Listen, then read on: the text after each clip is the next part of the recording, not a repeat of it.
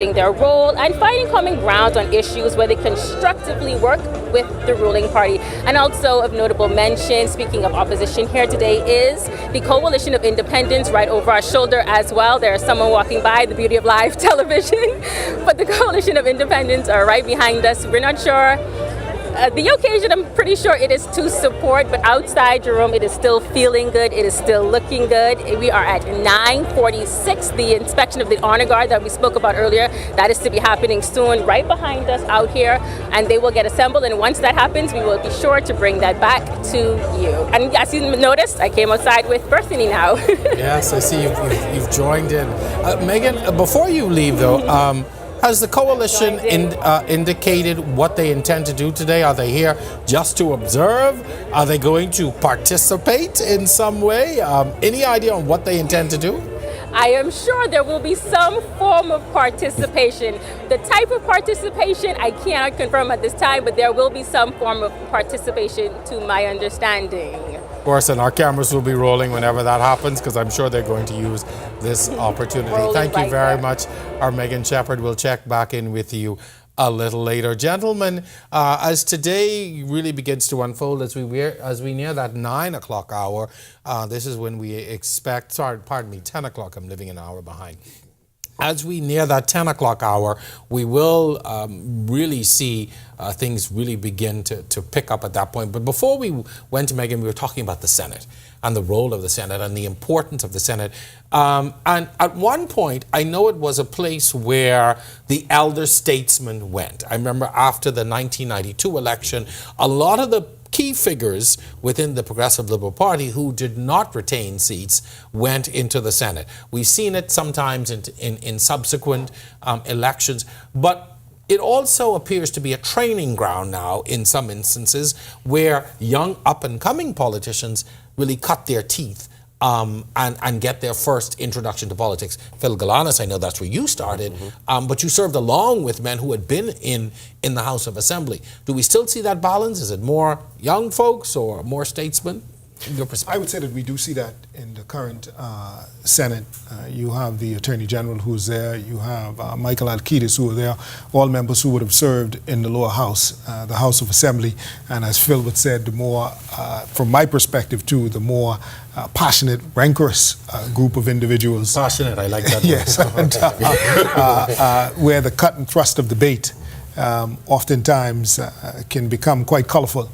And like Phil said, the Senate is seen more as a stately body, where it is a little bit more intimate. Even if you look at the seating, there's one table, one where all members sit around, and in the House of Assembly, you actually have that I just want to dive in very quickly. If you just look over at our screen, we are witnessing a shot, or just witnessed a shot, with former Prime Minister Hubert Ingraham, along with the former Governor General, Dame Marguerite Pindling, as well as a number of members of the judiciary who have gathered, senior members of the judiciary. Of the Court of Appeal.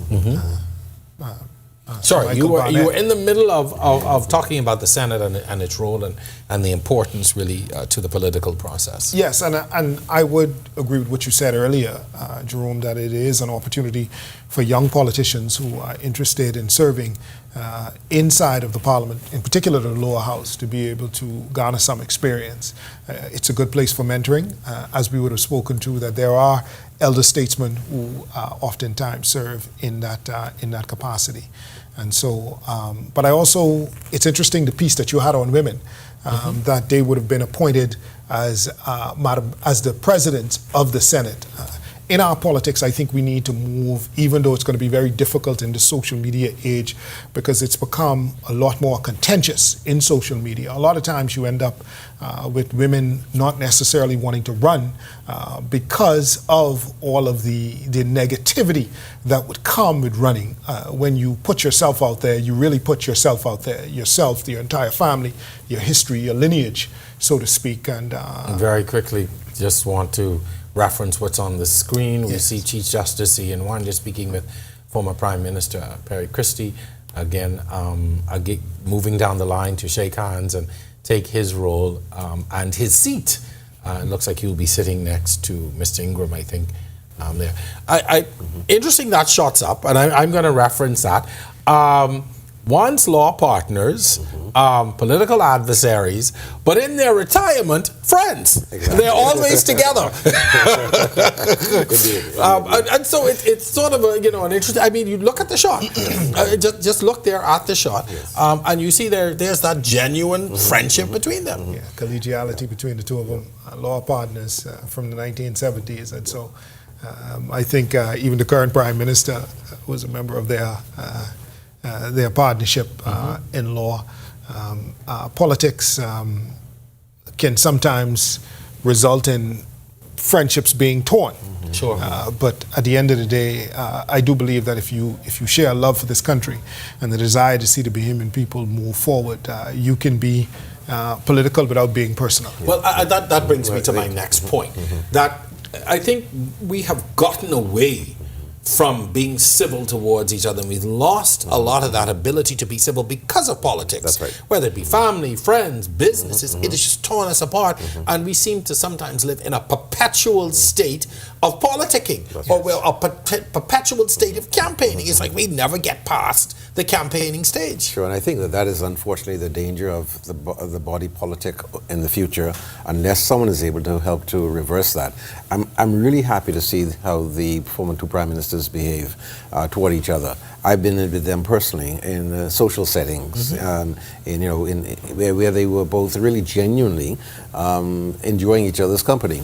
Let's not forget they belong to the most exclusive club in the country. There have only been 5 prime ministers in the country, sure. And the two of them, and now the current prime minister, who's also their former law partner, the dynamic between the current prime minister and the 2 former prime ministers is different, even though they were law partners, because I think the prime minister today, Mr. Davis, has a different role to play, as do the senior statesmen that we see in Ingram and Christie.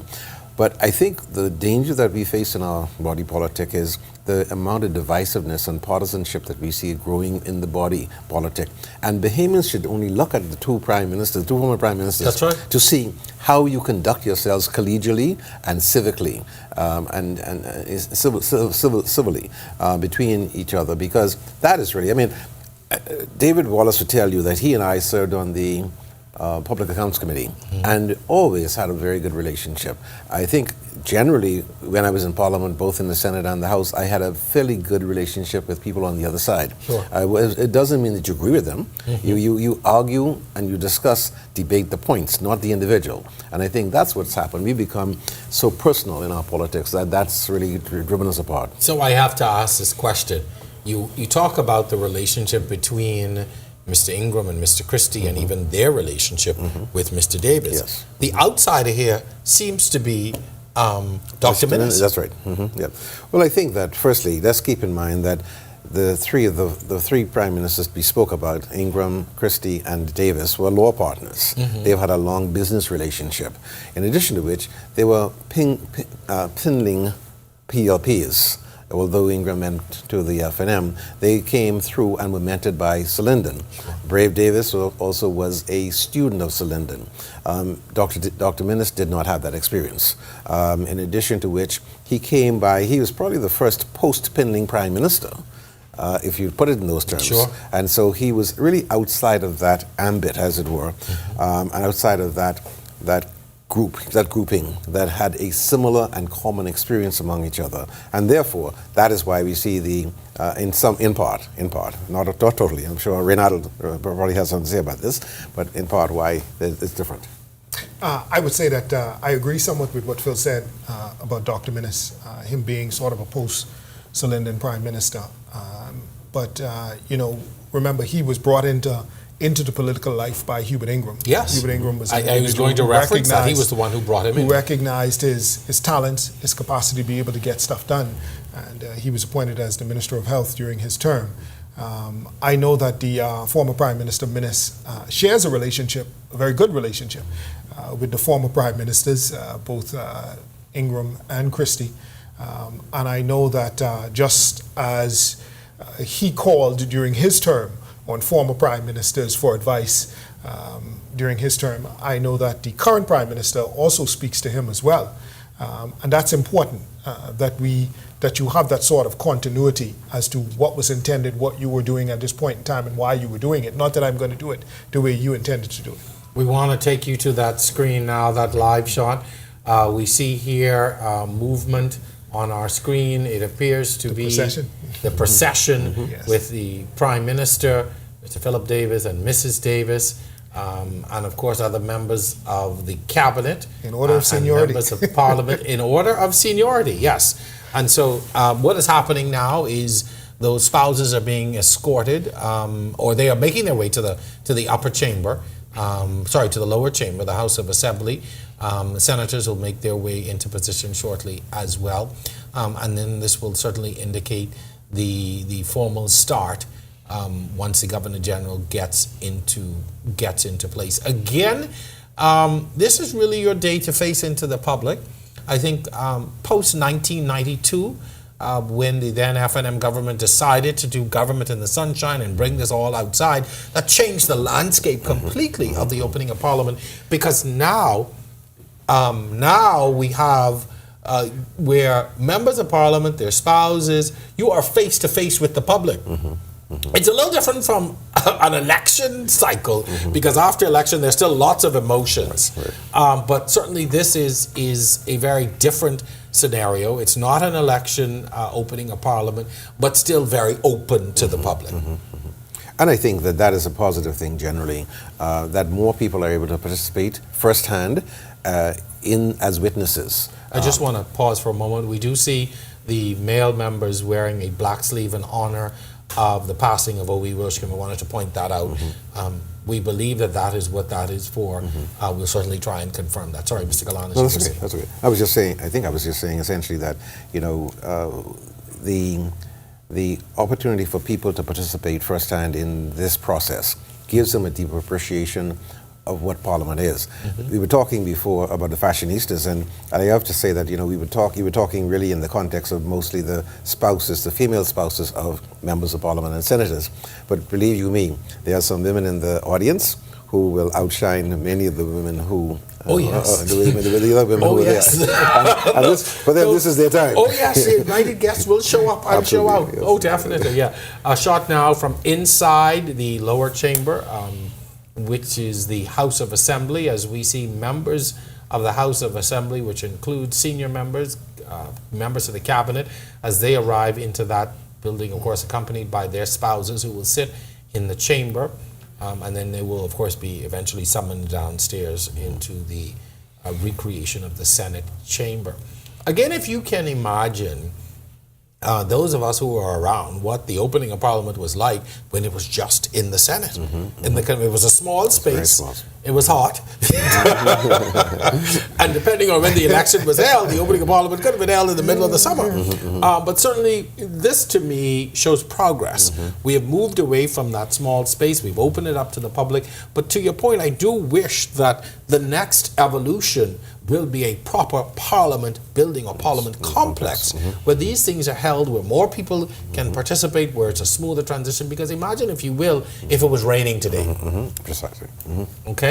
Again, on our screen now, that Senate space that we spoke about. This is where the original opening of Parliament took place, a very historic space. I do want to point out that on 2 occasions we had 2 members of the royal family read the speech from the throne. Queen Elizabeth II, the late Queen Elizabeth II herself being one of them, and then Princess Anne on another occasion read that speech from the throne. Again, very historic, and I think sometimes Bahamians don't realize really how we fit into world politics and sort of the whole global picture. Speaking of which, we're going to talk a little bit about international relations and diplomacy. In today's interconnected world, how do you see the role of Parliament in shaping our country's international relations and diplomacy, evidenced in really the amount of high commissioners and chargés d'affaires who are in that audience this morning? How does Parliament really affect our country's international relations? Well, I think that our Parliament is a part of the global parliamentary system. We're that bicameral Parliament where we have upper and lower house. I think 40% of the parliaments or governments around the world are actually bicameral, 60% are uni. And what takes place in one parliament has other speakers look to other parliaments to be able to reference, to be able to pass decisions and how you ought to treat members, even though there's an overall understanding as to the way parliaments work. As you would have spoken to, Jerome, there's an evolution. The parliament used to meet inside that small Senate chambers. Now it's more open. And the way we can have our say more so in the global arena is to be the kind of transformative parliament with rules. And when I was leader of government business, we sought to enhance the rules of parliament, to change some of them, to make it much more interactive with members, and to be able to be much more effective for members. And that was one of the things that I passed on to the leader of government business, Obadiah Wilchcombe, the late Obi Wilchcombe. There are, I think, 2 points I want to make. Firstly, we are a part of the Commonwealth, and there are many countries in the Commonwealth who have exactly the same system that we have, and who will go through the same routine and the same procedures that we will see today. And so there's a commonality of interests and a common bond with the Commonwealth. Secondly, it's very important for those persons who are not members of the Commonwealth, who have ambassadors or chargé d'affaires or representative delegates, official delegates here, to be present today, because they will report back to their country what's transpired, and because it will inform them about what the policies of the government will be in the next few years. So they will be keenly listening to hear what this government's initiatives are and what the roadmap is, which brings me to my next question. What diplomatic initiatives or international partnerships do you believe should be a priority for our country? Well, I think there are a number of them. I think that, first of all, one of the biggest partners that we have, that with whom we do not have a resident ambassador, for whom we don't have a resident ambassador, is Brazil. I think we really ought to be looking at Brazil. I think India. India is a very, very large country, member of the Commonwealth, and again, a lot of trade is being done between India and the Bahamas, and I think we ought to be looking there as well. I'm happy to see that this administration has started to make overtures to some of the African countries, and I see that the African Export-Import Bank has visited here. I met with the president of the bank when he was here for Caribbean CHOGM, and as a result of that meeting, not because of my meeting, but because of his being here, that bank has extended a number of loans to the Bahamas government, 30 million of which is going to be used to fund the Bahamas Development Bank, and other monies that will be available also for environmental considerations. And so I think we should be strategically looking at those countries where we do not presently have a physical presence and establish one there, because it's important for us to be able to connect. I noticed, for example, the Deputy Prime Minister has been spending quite a bit of time in the Middle East, mostly in Dubai. Seems to be a huge focus. Yeah. Would you like to jump in? Yeah, and I would agree with Phil that we need a greater presence in those places that he would have spoken to, and certainly he referenced the Middle East. The world in and of itself is beginning to focus a lot more on what is going on in the Middle East. I believe that the Bahamas ought to look at how we establish, again, agreeing with Phil on this, our greater interconnectivity with Africa. The African Union is stationed in Addis Ababa, Ethiopia, and I know as a part of the Minister administration, we were looking at being able to see whether we can open up a sort of diplomatic mission there, because all of the African states are actually in Addis Ababa. We also need to deepen our relationship too with Europe. That was something that we did in the Minister administration, because we realized that a lot of the blacklisting was taking place out of Brussels, and really the Bahamas had no presence in the capital of the European Union. And so we opened up an embassy inside of Brussels to be able to better know what was taking place inside of Europe in regards to policies that would affect the Bahamas. So we need to in our global outlook, always be looking for ways that we can bring benefits home to the country, but also to know what other nations are doing and how we could affect their policy towards us. Okay, in just a few moments, we're going to take you live to the outside, to that intersection of Parliament and Bay Street, where the Honor Guard and Police Band are getting set to receive the Governor General. We see now this live shot of the Royal Bahamas Police Force and Defence Force Band. They are moving down Parliament Street. They are heading in a northerly direction down Parliament Street towards Bay Street. And you see there the activity surrounding that. You'll be able to hear a little bit of that band as it's coming down. Also on our screen, it seems to be some of the spouses have exited the House of Assembly and are making their way now to the actual tent downtown. The long way around, if I may add. Making their way around, the long way around, yes.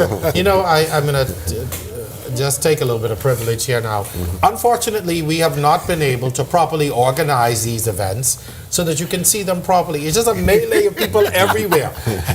You know, and I wish at some point we'd bring a little bit more order to these events so that you can see.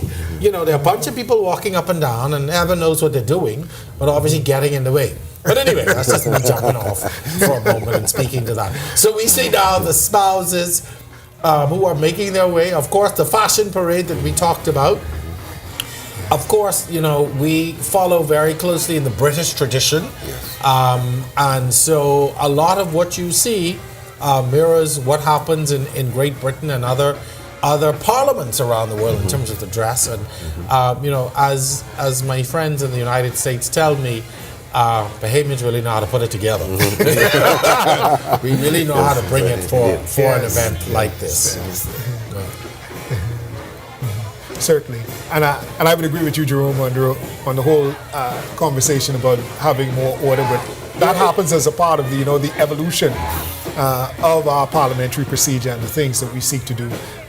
As we would have been speaking about today, the government in the sunshine brought a little bit more transparency. We were able to peer into the whole operations as to what the opening of Parliament really means in a more profound way. Yeah. And so I do believe that as we move forward, as we build ourselves that new Parliament, we can actually set in motion not just what is supposed to take place from the members gathering in the House, the list of the members being called, the Speaker being chosen, the Speaker then sending a delegation down to the Governor General requesting that the House would like to at her behest, meet inside of the Senate to basically be able to more or less decide on how the whole process is going to take place for the quote-unquote commoners who are actually observing from the outside peering in. So I believe that that's going to take place. So I want to draw your attention to something we predicted that might happen.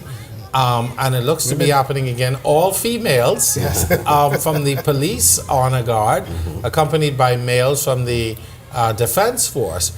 I noted during the swearing in of the Governor General, there were all females from the police and defense force. And we see here, though, a large contingent of females from the Royal Bahamas Defense Force who are joining this morning. Again, I think an indication of where we are as a country and looking to not only say that we are elevating our women and giving them positions of leadership, but showing it. That's right. Yeah. You know, I remember clearly when the first set of women joined the Defense Force, and now to see so many active women involved in the Defense Force. In fact, I even remember when the first motorcycle female cop came onto the streets. It was a big thing for us. And so again, it just shows you the opportunities that are happening even 50 years in as a nation. There's still so much to do when the rest of the world has moved, but we're still, you know, as we're doing, to me sometimes it just seems that we're catching up in some ways. You know, Jerome, you make a very interesting point there. It was in 1962 that women had first got the right to vote. Yes. And so we're looking at around 60 years, which is a short period of time, relatively. And if you look at the accomplishments, as you did earlier this morning, with the women who are in leadership positions in both houses of Parliament, if you look at what's happening across the entire country with the armed force, with the uniform forces, the police, the defense force, the prison overseers, and so forth. Again, you see a lot of women. I understand that recently at the University of the Bahamas graduation, in at least 60% of the graduates, maybe more, were women. And so the women are really taking their place in the society. And I think that's something, again, that we should be proud of. We also need to ask ourselves, where are our young men? And what are we doing to make sure that we shore them up and to assist them and provide a safety net for them wherever that can be done? So while I applaud the successes of the women, I think we also need to understand that we are made of we're a country of both men and women. Yes. Equally divided almost. A few more women than there are men. But we also need to make sure that going forward we are really taking care of the younger men in our society, or we are aware of what their needs are. Okay, we're going to take you now to the proceedings of the Senate, where Senate President Michelle Adderley is speaking. Most importantly, to personally prepare to meet our soon coming Lord and Savior, and we thank you. The Chair acknowledges, with grateful thanks, the stellar work of Chief Clerk Mr. David Forbes, along with other clerks, Asheran Lightburn, Richard Flowers, and other staff members of the Parliament. Your collective diligence, work ethic, and efficiency under conditions that are not always optimal is admirable and valued. It is with profound sadness that the Chair extends condolences to the children, siblings, and wider family of our fallen colleague and former Senator, the Honorable Obadiah Hercules Wilshcombe, Minister of Social Services, Information and Broadcasting, Leader of Government Business in the House of Assembly, and Member of Parliament for West End, Grand Bahama, and Bimini. The nation has lost a highly favored son who left behind a brand of politics and convictions that connected and interwove the Quiet Revolution, majority rule, the Linden-Pinland political era, and this present era. Minister Wilshcombe consistently believed in Bahamianization and Bahamians, especially if you were from West End and Bimini. He firmly believed that our tenacious and unique past should undergird each generation towards one love, a progressive future with economic empowerment, business opportunities, social upliftment, alongside a stable and well-protected democracy. He pulled himself up by his bootstraps, led by example, and became a living testament to the great heights a man can attain if one perseveres, remains committed to excellence.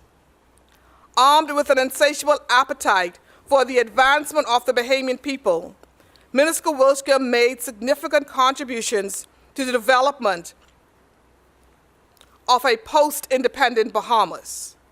The tapestry of his legacy will show that he became a successful journalist, broadcaster, senator, member of parliament, government minister, statesman, historian, sportsman, debater, orator, businessman, and political strategist. I'm thankful for the times he came into the Senate chamber to observe or watch the proceedings on television and offered constructive observations. Minister Wilshcombe led by example and demonstrated Longfellow's creed. The heights of great men reached and kept were not attained by sudden flight, but they, while their companions slept, were toiling upward in the night. Indeed, his legacy will be marked as a humble man with a winning smile who worked hard in silence and allowed success to be his noise. Condolences and prayers are also extended to Minister Keith Bell and his family on the passing of his beloved and angelic wife, Attorney Clara Taylor Bell. Ms. Bell was a beautiful, warm, and encouraging gem who was intentional about being kind and bearing the gifts of the Spirit. Undoubtedly, both Minister Wilshcombe and Attorney Clara Bell will be missed. May they rest in peace and rise in glory.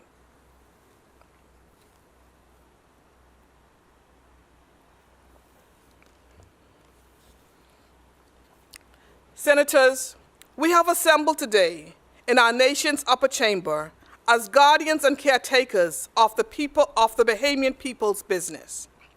During the past session, this chamber demonstrated tremendous fortitude, debating and passing into law over 100 bills.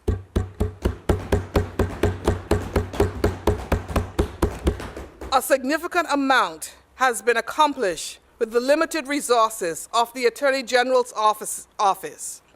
This is a remarkable feat and a testament to the exemplary leadership and teamwork at the AG's office. The chair is appreciative that on the outside of these four walls, the Senate body comes together in a bipartisan manner, donating time and resources to engage in community outreach programs. Furthermore, I am well aware of your individual participation and involvement in civic organizations, religious groups, fraternities, and sororities, in addition to your random acts of kindness and generosity, which may often go unnoticed or unpublished, but you continue to assist one person at a time, because this is simply the Bahamian way and the right thing to do. It is the chair's view that Senator Maxine's devotion to children and Senator Hepburn Forbes' love for young people and Senator Ronald Duncombe's all-boys mentoring program, Next Gen, which is designed for young men from single-parent homes, has motivated all of us to look a little deeper to find ways to empower and bring hope to our youth. As a community and society, it is imperative that we find ways to help and not hinder, complement and not complain, attract and not attack our young and vulnerable persons. Towards this end, in October 2022, in conjunction with the Ministry of Youth, Sports and Culture, we saw the rebirth of Youth Senate. To ensure the success of Youth Senate, the chair, Senators Griffin, Barnett Ellis, Lightburn, and the chief clerk actually trained and guided youth senators on Senate procedures. The youth senators were most grateful for the senators' time and attentiveness and the practical educational opportunity.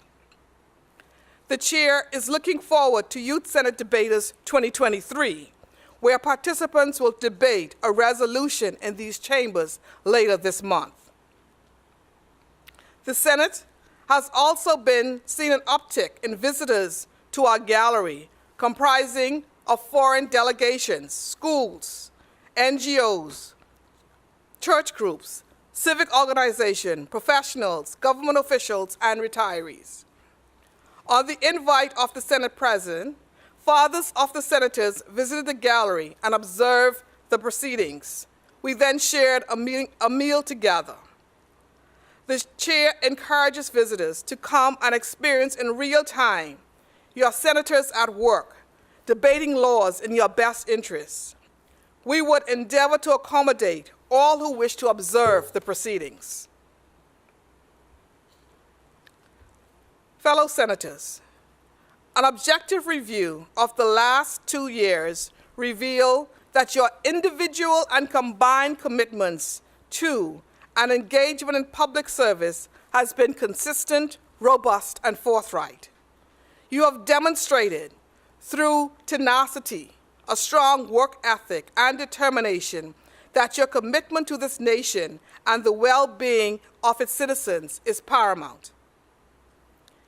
As we commence a new parliamentary session, this august body will bring to the debates your individual voices, perspectives, diverse opinions, and your passion and love for bettering the lives of Bahamian people. It is appreciated that your continued quest for Bahamian idealism is a function of your debates becoming more robust and adversarial. Please be reminded that this can be accomplished with respect and dignity whilst being steadfastly committed to democratic principles, fairness, equality, human rights, justice, honor, and integrity. In this vein, you must be committed to strict adherence to the rules of procedure of the Senate. In particular, it is of utmost importance that the content of your contribution is relevant to the bill or resolution at hand.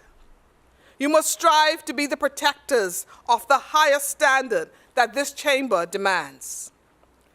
discipline in preparation and execution extols political maturity and inspires confidence, trust, and respect. You're watching continuing coverage of the opening of Parliament. You have been witnessing the proceedings from within the Senate. We now take you inside the halls of the House of Assembly. Put you on this earth. God has a calling for every human being. I echo the words of Mark Twain. The two most important days in your life are the day you are born and the day you find out why. Secondly, I want to encourage each of you under the sound of my voice to live above reproach. Members of Parliament, as this new parliamentary session begins, and you set out to continue serving this great nation and your constituents, please don't get caught up with skullduggery and corruption. Ensure that your life is marked by honesty and transparency. Keep your hands and your name clean. Don't put your hands in the proverbial cookie jar. Always remember, a little leaven leavens the whole lump. And what you're doing tonight will come out in the light. Last but not least, because life is but a vapor, let us live at peace with all mankind. Matthew 5:9 says, "Blessed are the peacemakers, for they shall be called the children of God." F&Ms, live at peace with PLPs. PLPs, live at peace with F&Ms. F&Ms, live at peace with F&Ms. PLP, live at peace with PLPs. Always be ready to forgive those who have wronged or offended you. Life is too short to have an ought against your neighbor. Never let the sun go down on your wrath. Don't allow bitterness or malice or hate to occupy any space in your heart. I give you right today to evict those illegal occupants today without notice in Jesus' name. I leave you with this final thought. Live each day as if it's your last. Live for God, because no man knows the hour when the Son of Man shall come or call. After all, what does it profit a man to gain the whole world and lose his one soul? Selah. Think and act on these things. Let us pray. Dear Heavenly Father, we exalt you and we magnify your name. We praise and we lift you on high. You are worthy of all honor, majesty, dominion, and power. Like the psalmist David declared, "Unto thee, O Lord, we lift up our soul." We pray today, Lord, that you will teach us to number our days, that we may apply our hearts unto wisdom. We pray today for our parliamentarians as they begin this new session. Oh Lord, we pray that you would crown each of them with knowledge, wisdom, might, intelligence, discernment, and grace to govern this country. Father, we pray for their physical well-being. We ask, Almighty God, that you would rid their bodies of sickness and disease. Grant them health, long life, and the mental ability to execute their responsibilities. Lord, we lift up a prayer covering over our nation today. We pray for progress, prosperity, and your peace to be multiplied upon us. May the weapons that seek to form against us as a nation be nullified and canceled. Help us to maintain our standard of righteousness. We pray that the Bahamas will never remove you from your throne. We pray that you will continue to be Lord in our nation. For your word declares, "Blessed is the nation whose God is the Lord." Continue to guide us as a people as we seek your face. In Jesus' name we pray. Amen. Let us pray the Lord's Prayer. Our Father, who art in heaven, hallowed be thy name. Thy kingdom come. Thy will be done on earth as it is in heaven. Give us this day our daily bread, and forgive us our trespasses, as we forgive those who trespass against us. And lead us not into temptation, but deliver us from evil.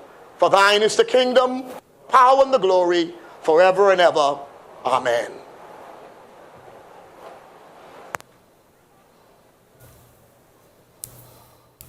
Okay, you are watching proceedings in both the House of Assembly and the Senate as we continue our continuing live coverage of the opening of Parliament. We now, on your screen, the House of Assembly on the top, and the Senate on the bottom. Of course, proceedings happening in both chambers. And in just a few moments, all of these proceedings will combine, so to speak, within the recreated chamber of the Senate, which is in that air-conditioned tent.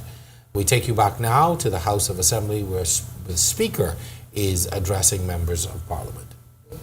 As we are without air conditioning, so bear with us this morning.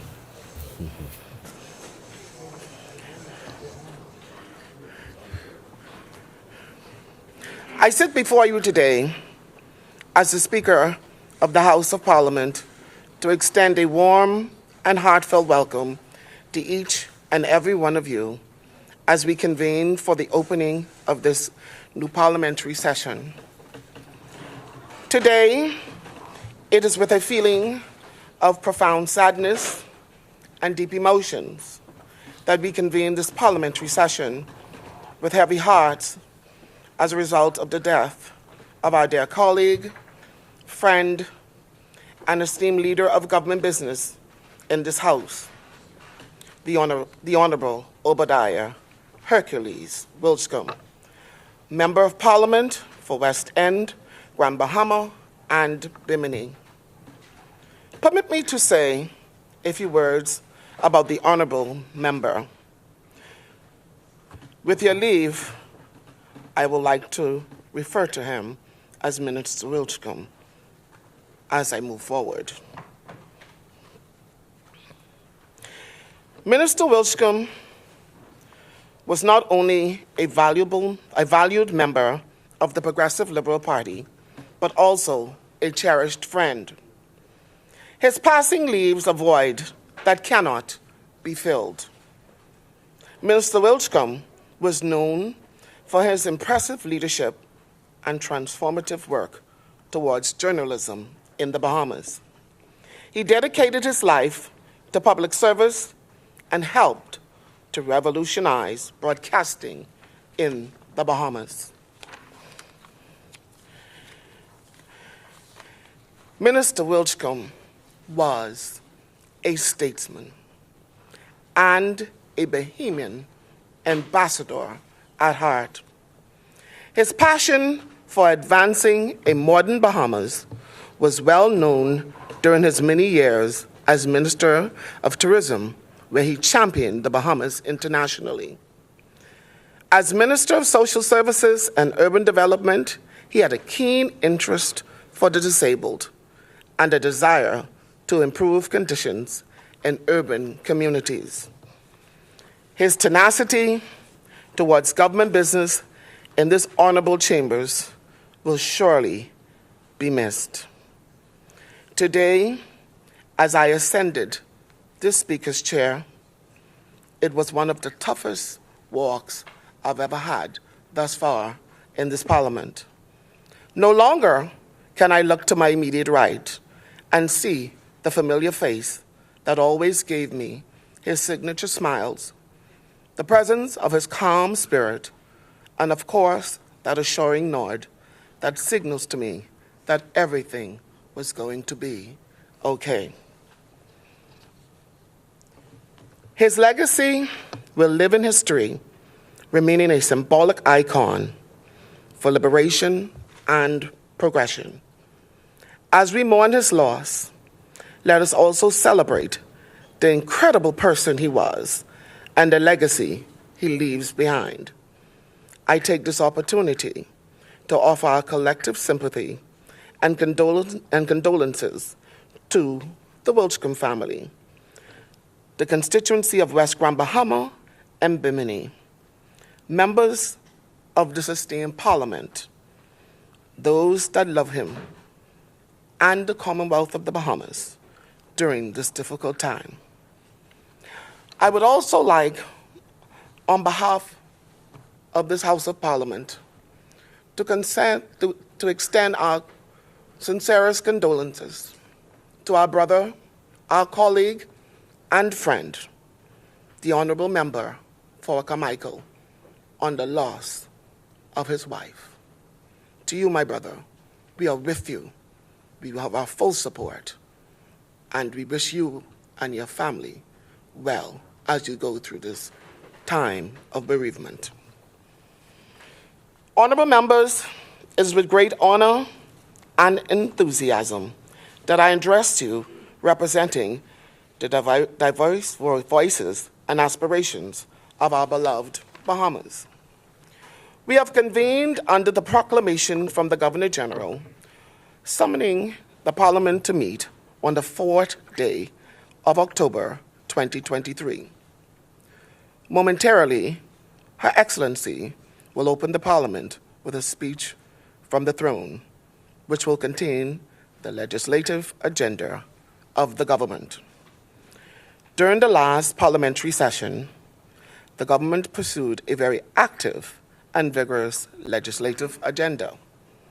Of note was the passage of the Parliamentary Service Act 2023. This was foreshadowed in the speech from the throne that opened the 2021 parliamentary session. The government also gave a clear indication of its intention to debate the Court Services Bill by tabling it and placing it on the agenda in the last session. Unfortunately, this final piece of legislation, which is necessary to strengthen and complete the doctrine of the separation of powers as envisioned by the Constitution, was unable to be completed. With the prorogation of the Parliament, I suspect that the Court Services Bill will again be tabled in this parliamentary session. Honorable members, as we are reminded of the tremendous responsibility and privilege that comes with serving our nation, our democracy, a beacon of hope in the Caribbean, relies on the dedication, integrity, and commitment of those who fill these hallowed halls. The past 2 years has been a testament to our resilience as a nation. Through it all, you, our dedicated parliamentarians, have worked tirelessly to navigate these uncharted waters, striving for the betterment of our people and the progress of our nation. In the spirit of unity and cooperation, let us approach this new session with a renewed sense of purpose. Our citizens look to us for leadership, for policies that improve their lives, and for a vision for a brighter future. It is incumbent upon us to rise above partisan divides and work collaboratively for the common good of our nation. In this age of technical advancement, I encourage you all to embrace the opportunities presented by science and digital innovations. We must harness these tools to make our legislative processes more efficient and transparent, in line with our commitment to progress and excellence. Moreover, let us not forget our duty to uphold the principles of justice and the rule of law. We all can attest firsthand to the power of the law to bring about positive change. Let us remain vigilant in our oversight, ensuring that our laws and policies reflect the needs and values of our citizens, and that justice is accessible to all. Honorable members, in the coming days, weeks, and months, we will deliberate on matters of great importance, from healthcare and education to economic recovery and environmental sustainability. Let us approach these debates with open hearts and open minds, remembering that our decisions have a profound impact on the lives of those we serve. In closing, I want to express my unwavering belief in the potential of our nation and the dedication of our parliamentarians. Together, we can chart a course towards a brighter, more prosperous future for the Bahamas. Let this parliamentary session be a testament to our commitment to progress, unity, and the enduring spirit of our great nation. Thank you, and may your work here be guided by wisdom and compassion for the benefit of all Bahamians. Where do I start from?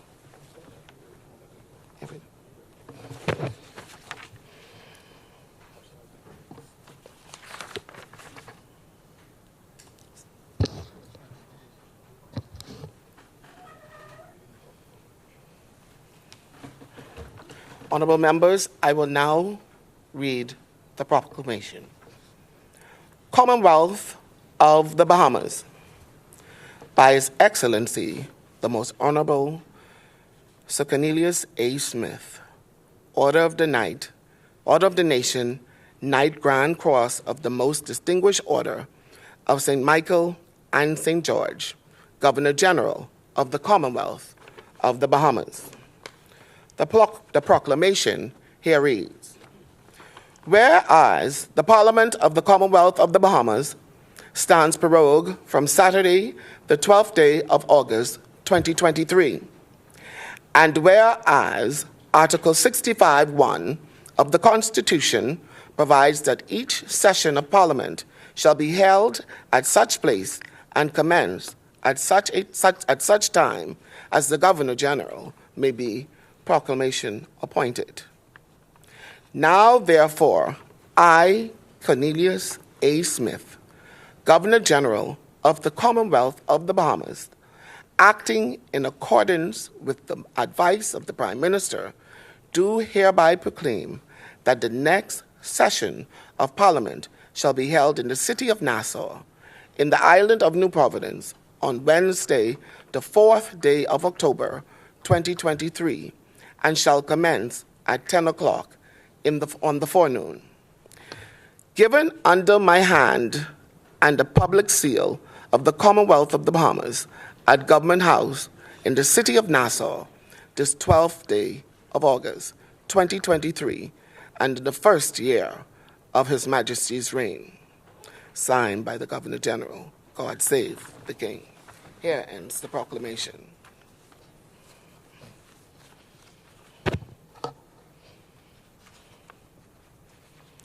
I will now appoint the following members to be a committee to wait on Her Excellency, the Governor General. The Honorable Member for Mount Moriah, the Honorable Member for Central Grand Bahama, and the Honorable Member for Pine Ridge. You will advise Her Excellency that the House desires to know when Her Excellency will be pleased to receive members of the House of Assembly in the precincts of the Senate in Parliament Square.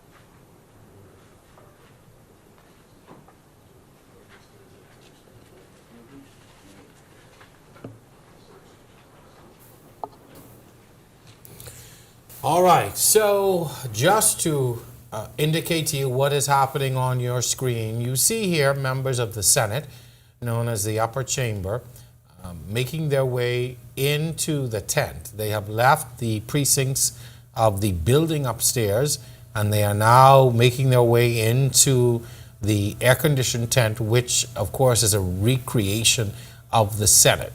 So while that has happened, what we witnessed in the House of Assembly just a few moments ago, condolences first by the Speaker of the House on the passing of Obie Wilschcombe, and then she also appointed a committee of 3, comprising of the member for Mount Moriah, Mikel Bonamy, the member for Central Grand Bahama, Iram Lewis, and the member for Pine Ridge, Miles LaRoda.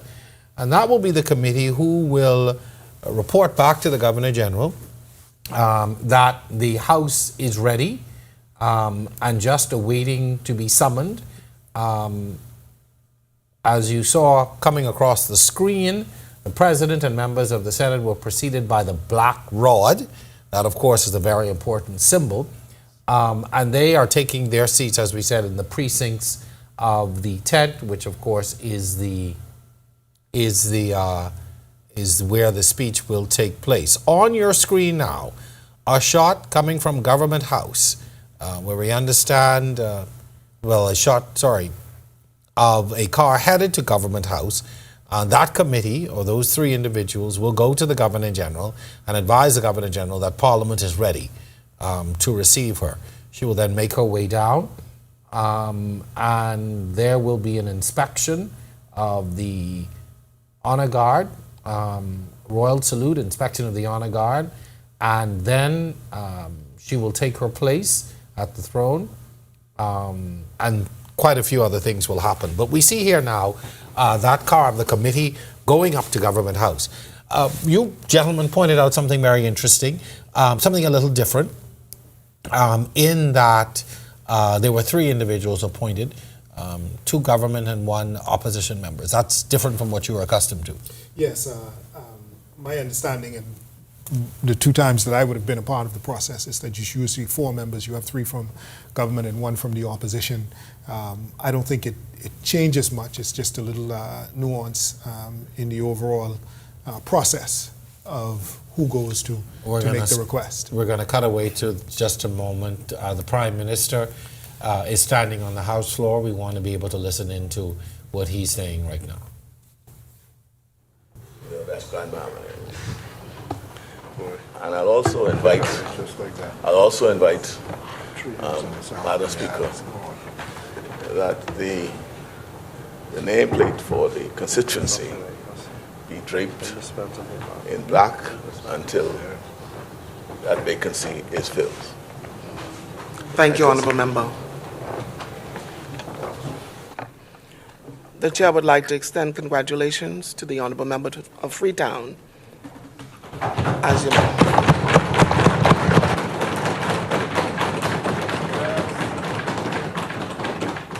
Let me say you have big shoes to fill. Big shoes to fill. I took my cue from West Grand Bahama and my co-pilot over here, so now you become my new co-pilot. Thank you, Honourable Member. I would also like to congratulate the Honourable Member for Golden Gates.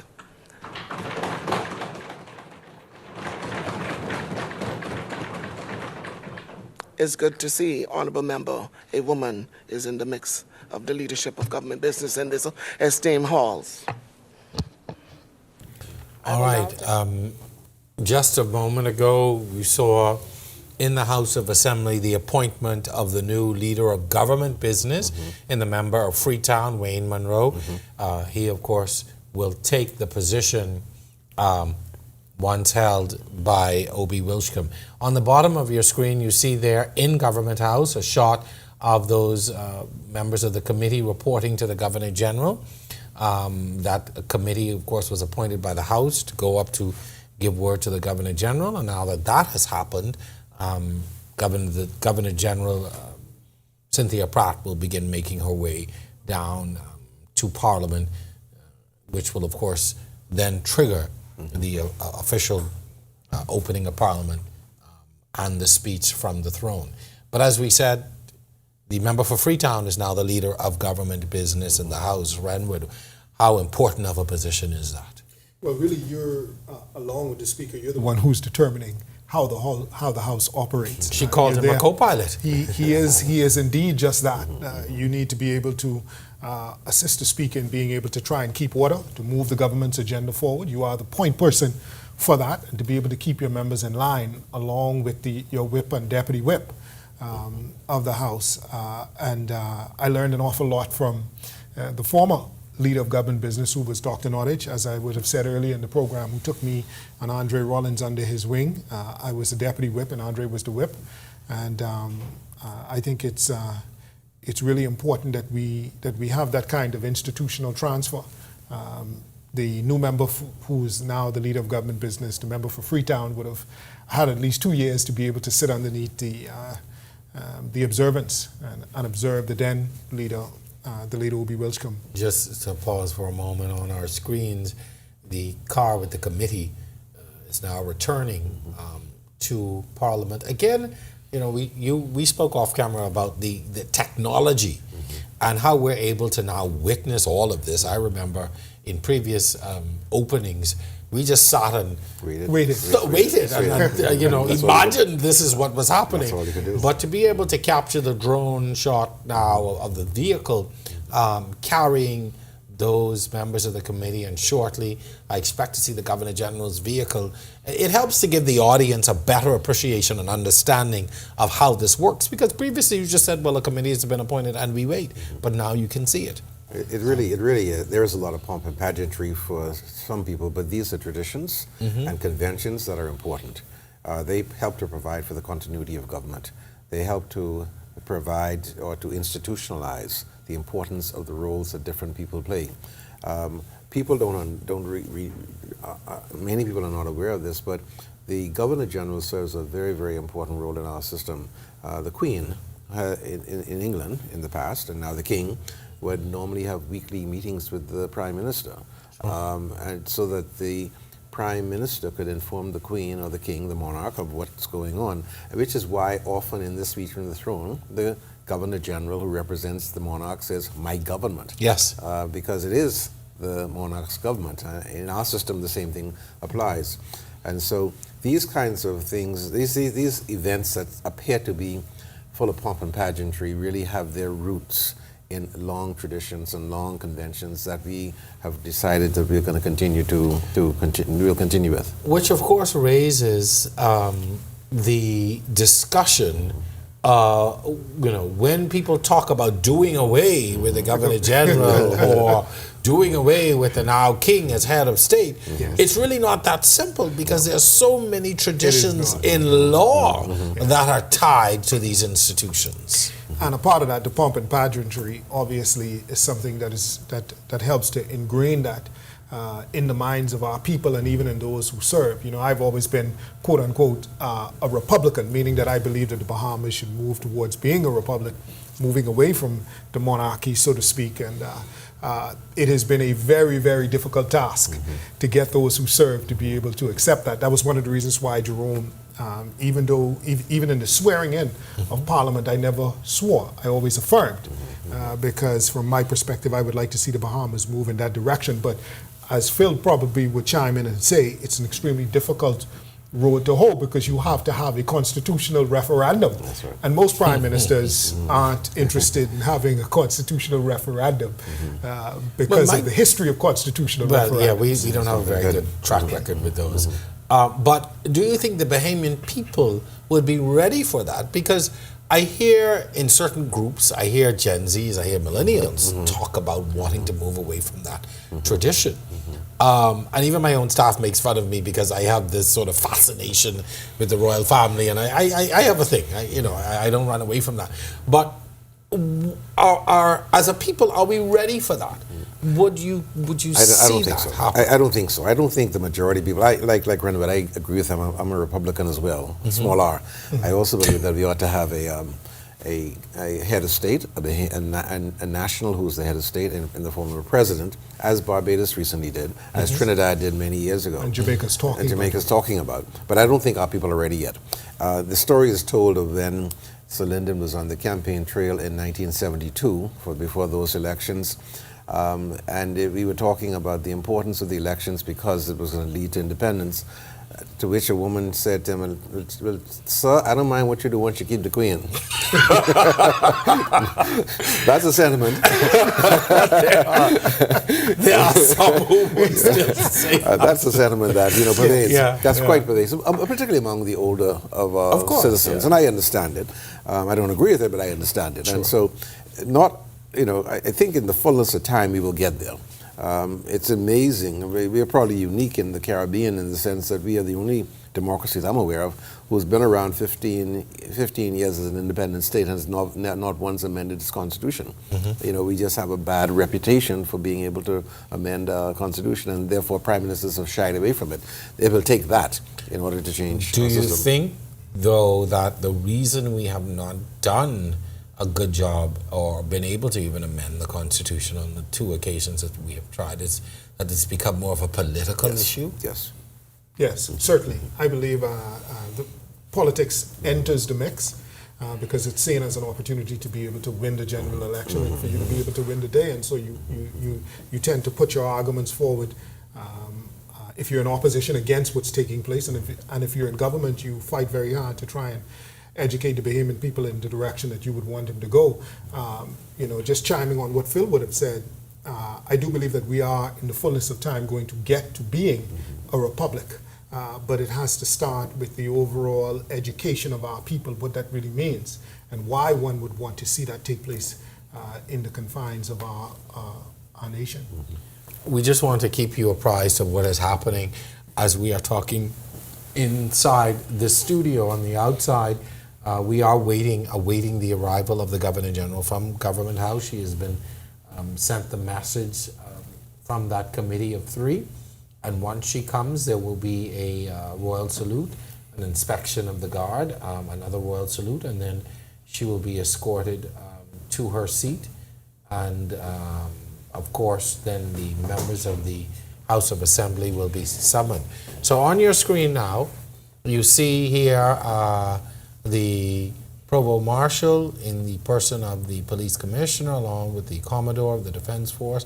I think it's the Chief Justice as well, who are awaiting the Governor General's arrival. You see in the background quite a bit of activity there on the street as we await her arrival in what will be her first, official role in this capacity for the opening of Parliament. And as someone who experienced this herself on more than one occasion, it will be interesting to see her perspective. I'm always curious as to what must be going through her head right now as she's preparing to do this. On screen, we see her car arriving on Parliament Street to get ready to begin this portion of today's ceremony. But what do you anticipate she must be feeling right now, getting ready to do this? And having served with her. Having served with her, she and I, if you remember, we were elected in 1997. Yes. We were 2 of only 5 who were elected at the time, including Sudendon, Bradley Roberts, B.J. Nottage, and Perry Christie. And if I'm not mistaken, I think she must feel 2 things. One, a degree of satisfaction and accomplishment of having gone full circle. And I think she also feels a degree of humility. Knowing her as I do, she is a humble person who recognizes that she's come from very humble beginnings and who has done it extremely well. I draw your attention to the screen now. Governor General, Her Excellency Cynthia Pratt, has arrived now, greeted by the Chief Justice Ian Winder, also greeted by Provost Marshal, as well as the Commodore of the Defense Force, moving into place now. And she will now make her way to the saluting dais, which is located on the southern side of Bay Street. We're looking at an aerial shot now, just passing that corner of Parliament and Bay Street. We see on screen now an aerial view of the Police and Defense Force, who constitute the Guard of Honor, which you will inspect in just a few moments. Jerome, if I may, that's a very elegant outfit she's wearing. Oh, definitely. I wanted to save that commentary. Sorry. Certainly, now is as good a time as any. She certainly has adorned a very beautiful outfit this morning. as she's going to make it. She's making a statement. Indeed. And we're going to attempt to take some audio now from downtown as well. Okay, there in the background you may hear some chanting. There is a protest, we understand, in the background. There's a protest there, but of course this official ceremony will continue as planned. And of course these types of protests are not unusual for the opening of Parliament. No, not at all. It's a way to get some attention to your cause and to be seen, because all eyes and ears are focused on this area, and a lot of times this is where political groups and advocacy groups will come out to try and be heard. We're going to take you now to downtown, to Bay Street, for the Royal Salute, followed by the national anthem.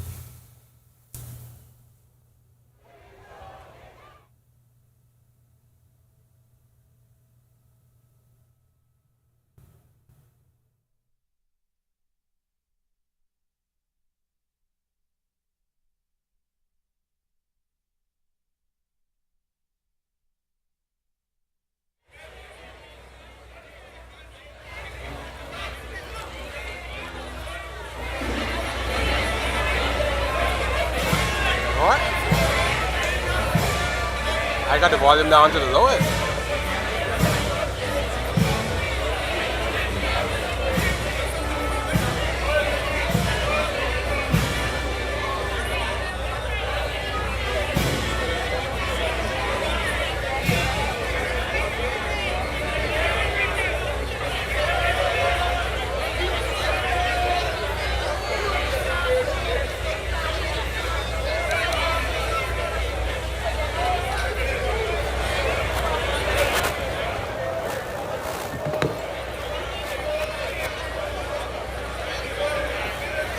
Excellency, Chief Superintendent of Police, Bahamian Robinson, reports the 2023 opening of Parliament parade. Excellency, the Guard comprises of 4 platoons under my command. The combined Royal Bahamas Police Force and Royal Bahamas Defense Force Band, under the direction of Superintendent Sheldon Adderley, Force Chief Petty Officer Matthew Rowe. Excellency, the Guard stands at the open order and awaits your inspection. Excellency, may I have your permission to stand fast to number 1 platoon. The remainder to stand at ease.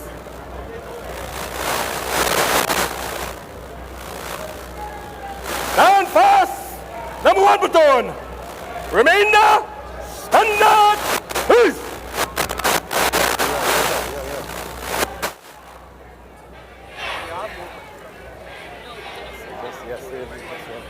Oh, you just want it.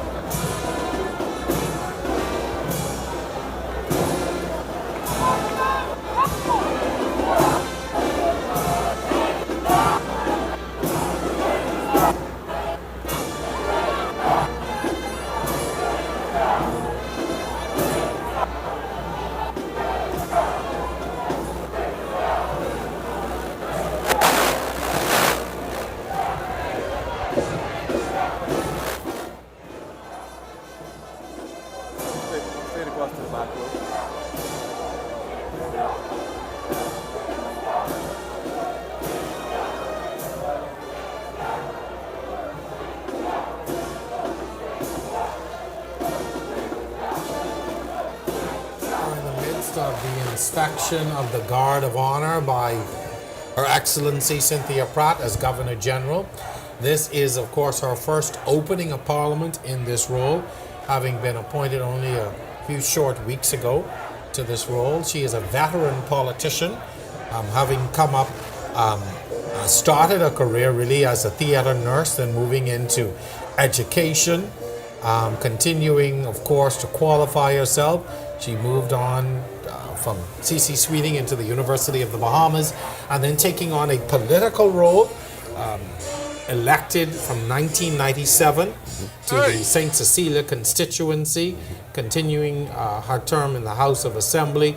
She went on to become deputy leader and then eventually deputy prime minister and minister of national security, serving with distinction. Upon her retirement from frontline politics, she of course continued to work in the community, working very closely with urban renewal, and more recently coming full circle and continuing to serve in the highest office in the country, a befitting honor for a lady who has done so much for her community and never leaving that community, still living and working and helping the people of Coconut Grove. That's right. Yeah. All her life. Well, she's really a remarkable individual. One who, as I said before, exudes humility. One who is never, the person who puts herself out front, always preferring to be elevated by others than to elevate herself. And one who has made a tremendous contribution in St. Cecilia, worked a lot with people who were involved, Bahamians involved in sports, got a lot of scholarships for Bahamians who wanted to go off and study abroad.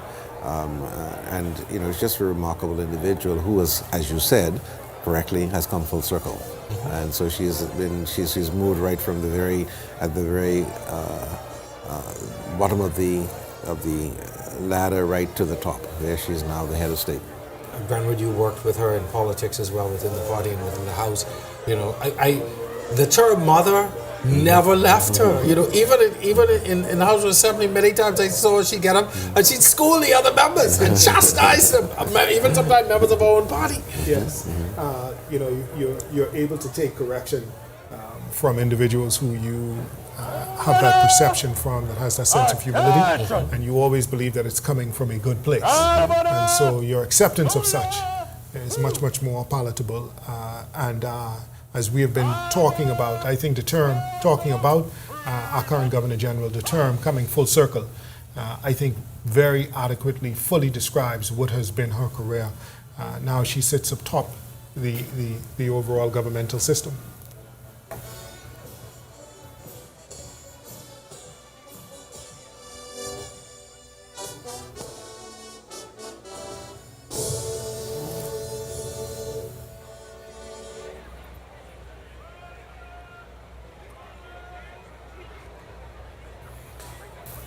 Of course, this is a role that she will play over and over in her position and in her role as Governor General. She will participate in many of these. Even now, if you look on screen as she walks, she's continuing to connect with people. She's waving and hailing and enjoying,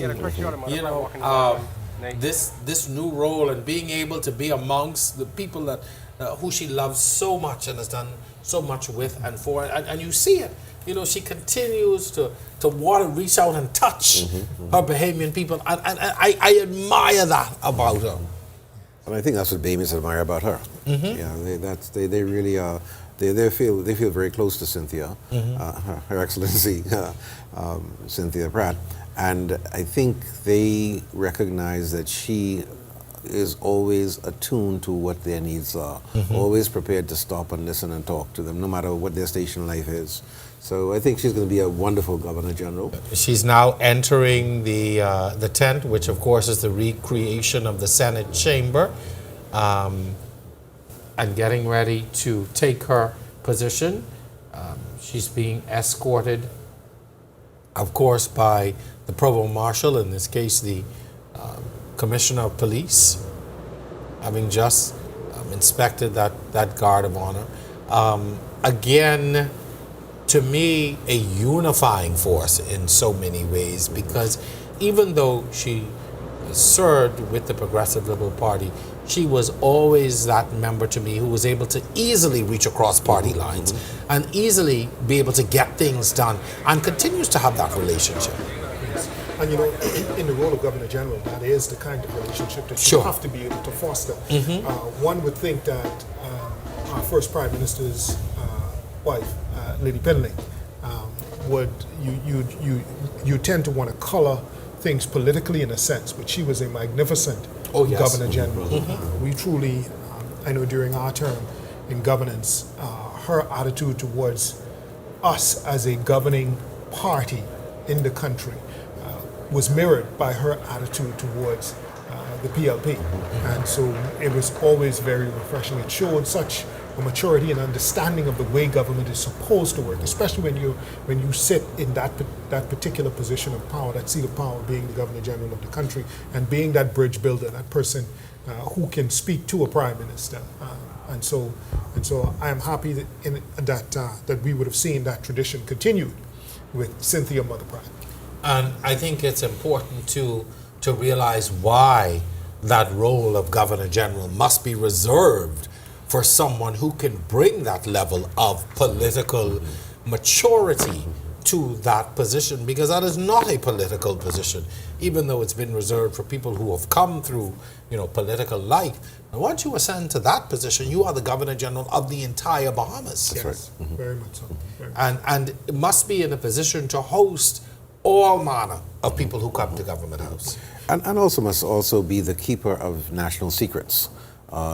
Much is disclosed to her that would not be disclosed to persons generally, about the national security of the country, about where we're headed, where those regular meetings with the Prime Minister will help to inform her, and sometimes for her to inform the Prime Minister.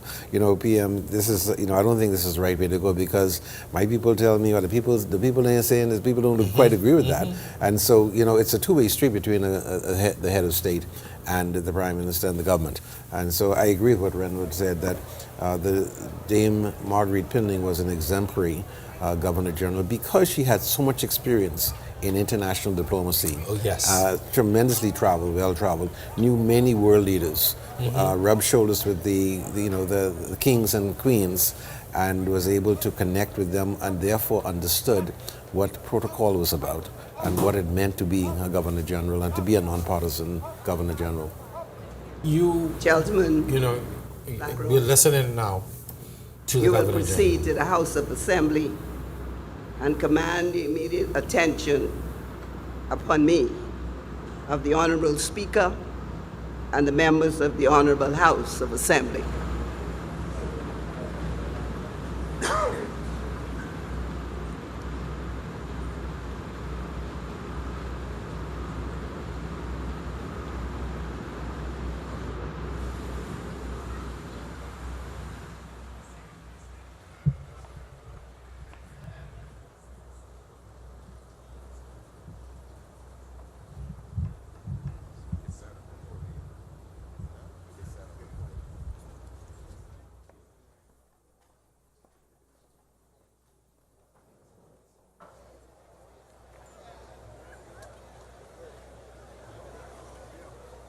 One of the things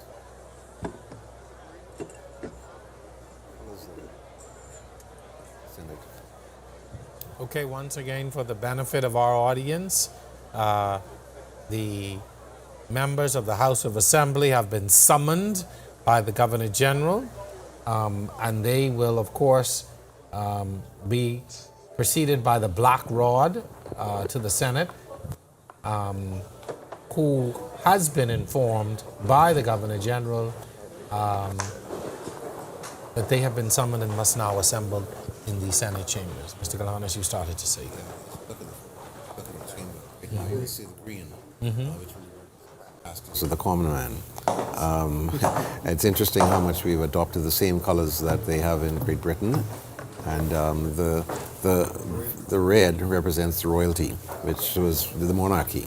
And so the symbolism, that it's really, really amazing. Just to advise you, the top of the screen now, the House of Assembly. Let's listen in if we can. Madam Speaker, I am commanded by Her Excellency, the Governor General, to command the immediate attendance of you, Madam Speaker, and members of this Honorable House of Assembly to the precincts of the Senate in Parliament Square. The chair recognizes the honorable member for Freetown. Please, you, Madam Speaker, I rise to move the following resolution. Whereas it was appointed by proclamation dated the 12th day of August 2023 that the Parliament of the Bahamas be prorogued and that the next sitting of Parliament be held in the city of Nassau and shall commence in the forenoon of Wednesday, the 4th day of October 2023. And whereas it was appointed by the said proclamation that this Honourable House should meet on the 4th day of October 2023, and whereas it is the custom and tradition of this House to inquire and to know of His Majesty's representative, Her Excellency the Governor-General, when she will be pleased to receive this Honourable House with its Speaker, and whereas it is conducive to good and democratic governance, that the business of this House, whenever and wherever possible, be open to and conducted in the presence of as many citizens of the Commonwealth of the Bahamas as practicable, and whereas Her Excellency the Governor-General has summoned the attendance of members of the House of Assembly to the precincts of the Senate in Parliament Square, now therefore be it resolved that this Honourable House do now adjourn to meet immediately in the precincts of the Senate in Parliament Square as is commanded by Her Excellency the Governor-General, where she will receive this Honourable House with its Speaker. Be it further resolved that this Honourable House be adjourned to meet immediately after the speech from the throne in this chamber. I so move. Thank you, honorable member. Is there a seconder? Second. Thank you, honorable members. It has been moved and seconded that the following resolution be agreed. Whereas it was appointed by proclamation dated the 12th day of August 2023 that the Parliament of the Bahamas be prorogued and that the next session of Parliament be held in the city of Nassau and shall commence in the forenoon of Wednesday, 4th day of October 2023. And whereas it was appointed by the said proclamation that this Honourable House should meet on the 4th day of October 2023. And whereas it is the custom and tradition of this House to inquire and to know of His Majesty's representative, Her Excellency, the Governor-General, when she will be pleased to receive the Honourable House with his Speaker. And whereas it is conducive to good and democratic governance that the business of this House, whenever and wherever possible, be open to and conducted in the presence of as many citizens of the Commonwealth of the Bahamas as practicable. And whereas Her Excellency, the Governor-General, has summoned the attendance of members of the House of Assembly to the precincts of the Senate in Parliament Square. Now, therefore, be it resolved that this Honourable House do now adjourn to meet immediately in the precincts of the Senate in Parliament Square, as is commanded by Her Excellency, the Governor-General, where she will receive this Honourable House with its Speaker. Be it further resolved that this Honourable House be adjourned to meet immediately after the speech from the throne in this chamber. As many are in favor will remain seated. Those opposed will stand. The resolution has been agreed. This House stands adjourned to meet in the precincts of the Senate in Parliament Square. We will now proceed to the precincts of the Senate in Parliament Square. All right.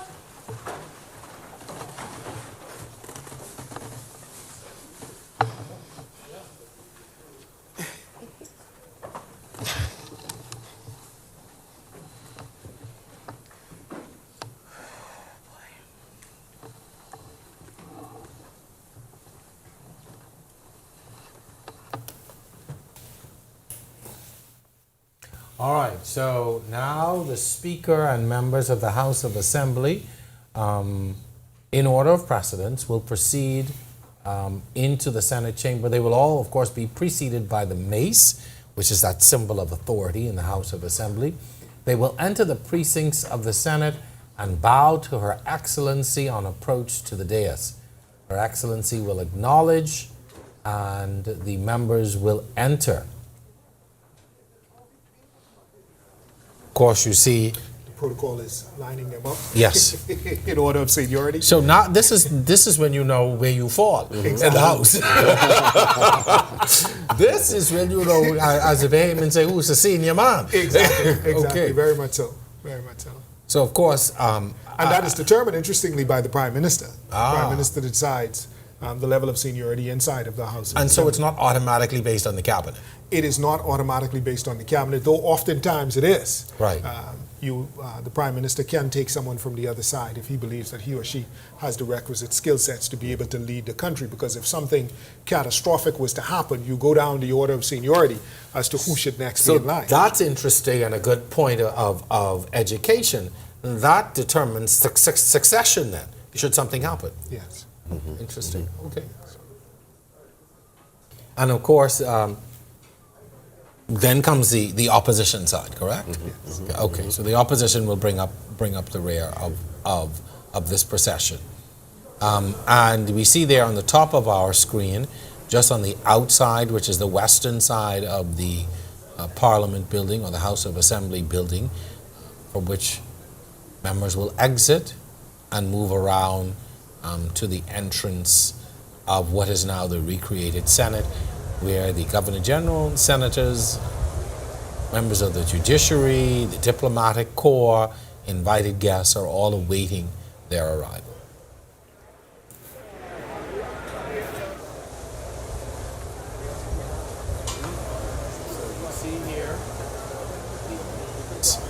Which always sits in the House when it is meeting. Symbol of the House's power. All right. Again, for the benefit of our audience, we see the procession led by the mace, which is always sitting in the House of Assembly. As you said, Renwood, it symbolizes the authority. The power and authority the of power the and House. authority of the House of Assembly and must always be present, It correct? must always be present when the House is in session, and the only time it actually moves from in front of the Speaker is when you put it lower, when the House is actually in committee of the whole, when you're actually discussing a bill and trying to clean it up. Okay. And then the Speaker becomes the chairman of that committee, and then you move from that committee of the whole back to the actual real Parliament session, where the bills can actually be passed. As I said earlier, everything inside the House of Assembly is a movement. You're always moving something. You're moving a bill, you're moving a resolution, you're moving a committee. And after movement, there's always a seconding and a taking of a vote as to how the House should proceed. All right, on your screen now you see a full view of members, elected members of the House of Assembly, who are elected by popular vote within individual constituencies. In order to be in the House of Assembly, you must be nominated and elected and sworn in as a member of the House of Assembly. So it is never an automatic seating. And so members in the House have certainly earned their place there. First past the post. First, I like that. First past the post. All right. Of course, we would be remiss if we did not at this point mention the absence of a member in that of the Honorable Obie Wilschcombe, who passed away recently, who was not among this number today, but certainly has been remembered in the Senate and in the House of Assembly, where he served at one time or another. Yes, and the Prime Minister would have asked that his nameplate inside of the House for West End and Bimini be draped in black. In the corner of your screen, former Senate President Lynn Hollowesco. This is an opportunity to see a lot of formers. Yes. People who you haven't seen. I mean, we were fortunate to have Mrs. Hollowesco appear in a previous story about the Senate, but to see individuals who we have not seen in this capacity in such a long time, it's always good to see these people and be reminded of the roles that they played. I think it also demonstrates the importance that they place on this kind of event. Yes. Not only because they themselves were center stage in the past, but because they recognize that this is a part of the transition from one government to another, transition from one parliament to another, new agenda, and also recognizing that their presence is also evidence or really, a testimony. And let's be honest, I'm happy to see members opposite who are from different political parties and different views present, because this is not a PLP opening of Parliament. It is an opening of Parliament for the people of the Bahamas. The Parliament is the people. You represent the people, and it cannot, I'm not saying that it is, but it's encouraging to see when members from the other side participate, because it shows that at the end of the day, the Bahamas and the people of the Bahamas are the focus. That's right, absolutely. Yep. I was interested as you were talking, Jerome. I saw the former Prime Minister Minis entering the Senate precincts, and I want you ask about what's going through Her Excellency Cynthia Pratt's mind. I wonder what's going through his mind at this juncture, knowing that nothing is written in stone. The future is yet to unfold, and I think he still sees himself playing a very important role in the development of the country. And I'm sure that's the thing going through the heads of many parliamentarians, because we never know what can happen, and in that grouping could be the next Prime Minister. That's right. Who knows? And who knows when that could happen? Very much so. But politics, 24 hours, they say, is eternity. We never know who would have thought that our colleague Obi Wilchcombe would have passed. That's right. And then you end up in a by-election. So you always have to be prepared. Somebody out there is going to be a part of this grouping in 30 days or so. Once that by-election is over, That's right. There's going to be another member. Be a new member. Anyone out there. So it's going to be very interesting. In just a few moments, we will commence with the speech from the throne. As the Speaker, the Prime Minister, and other members of the House have now assembled, have taken their bows to the Governor General, and that speech will be presented to the Governor General, who will read, and we will begin to hear what is the government's new legislative agenda. What is it that we can expect from this government and from this Parliament over the next few years? And this is a more important speech than the one that was given 2 years ago, because the one that was given 2 years ago was at the beginning of the term. Most likely, we don't know, but most likely this is going to be the last speech from the throne before the next general election. Yes. And therefore, it suggests that whatever the legislative agenda is that's going to be presented today, it will lead us into the next election. Yes, most just likely. to draw attention to what has just happened, the Prime Minister has presented the speech from the throne to the Governor General, who has received it, and now we listen in for the highly anticipated speech from the throne, the first for this Governor General, Her Excellency Cynthia Pratt. Let's listen in.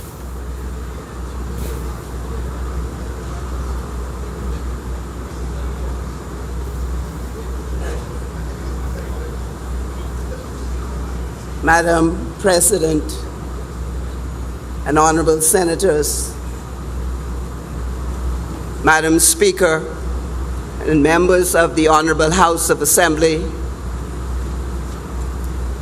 as this is the first occasion upon which I am presenting my government's agenda in this assembly, I pray God's special guidance and blessings upon us all as we go about the business of the people of the Bahamas.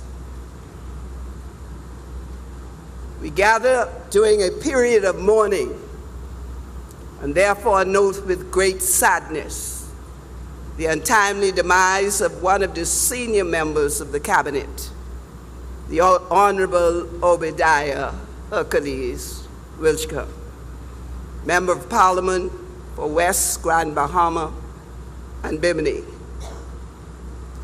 My government has treasured his counsel and advice in contributing to the good management of the public affairs of our nation, both as Minister of Social Services and Urban Renewal, laterally as Minister of Social Services, Information and Broadcasting, and as a leader of business and government's business in the Assembly. We offer our deepest condolences to his family, friends, colleagues, constituents, and loved ones. May he rest in peace. Madam President and honorable senators, Madam Speaker, and members of the Honorable House of Assembly, my government came into office just over 2 years ago. At the time, the country faced many urgent crises. The national debt had skyrocketed, with the economy battered by a series of lockdowns and curfews. We had the worst unemployment crisis in our modern history. Our hospitals were overflowing with some patients receiving treatment in corridors and parking lots. Our schools were closed with no plans in sight to repair and to reopen them. Thousands of children were unable to participate in remote learning. And large numbers of people were traumatized from the passing of Hurricane Dorian and the experience of the COVID-19 pandemic. On coming to office, my government set out a 5-year program and committed to work in partnership with other nations, with our local communities, and most importantly, with Bahamian people to address the challenges that these crises posed. Now, 24 months later, less than halfway through the term, my government has already successfully implemented a significant number of policies, many of which are combined in my government's blueprint for change. The priority was to focus on policies which would rescue, recover, and begin to rebuild our economy. My government's most recent budget communication, a budget for security and progress, strongly attests to the success of my government's priorities and choices. Real GDP growth in 2022 was recorded at 14.4%, and GDP in nominal terms grew by 11.9%. A host of other key economic indicators confirmed that the public finances are being managed competently and well, that the economy had rebounded strongly, and that the country is now back on the right track. My government made a number of commitments for this fiscal year, focused on 3 pillars of national development: personal security, economic security, and national security. Soon after the passing of the budget, the Bahamian people came together in July 2023 to celebrate 50 years of independence under the theme, One Nation, Our Legacy, Our Future. Madam President and the honorable senators, Madam Speaker and members of the Honorable House of Assembly, the achievements of my government in alleviating the hardship of the Bahamian people and the many crises it inherited have since been tempered by unforeseen global factors. The Russian invasion of Ukraine had been a driver of higher oil prices. The invasion and disruption from economic lockdown during the COVID-19 pandemic caused enormous challenges in the global supply chain. While the economic chaos and hardships have hit virtually every country on the planet, we feel the effects strongly here in the Bahamas. The result is that things are still too tough for far too many people, especially the poor amongst us. We remain determined to do what we can to make things better. Mindful of the estimated 2,000 verses in Scripture that deal with issues of the poor and committed to the ideals underpinning the genesis of its political foundation, my government retains a strong focus on helping to alleviate the misery of poverty. Our commitment is unwavering. Though it may be difficult and though it may take some time, we shall not fail or falter. We shall not weaken or tire as we seek to wipe every tear from every eye. My government's blueprint for change is the platform upon which it was elected. It is the mandate upon which it governs, and as such, we are resolved to deliver the programs it outlines for the short, medium, and long term. The priorities of this legislative agenda do not preclude anything in the blueprint.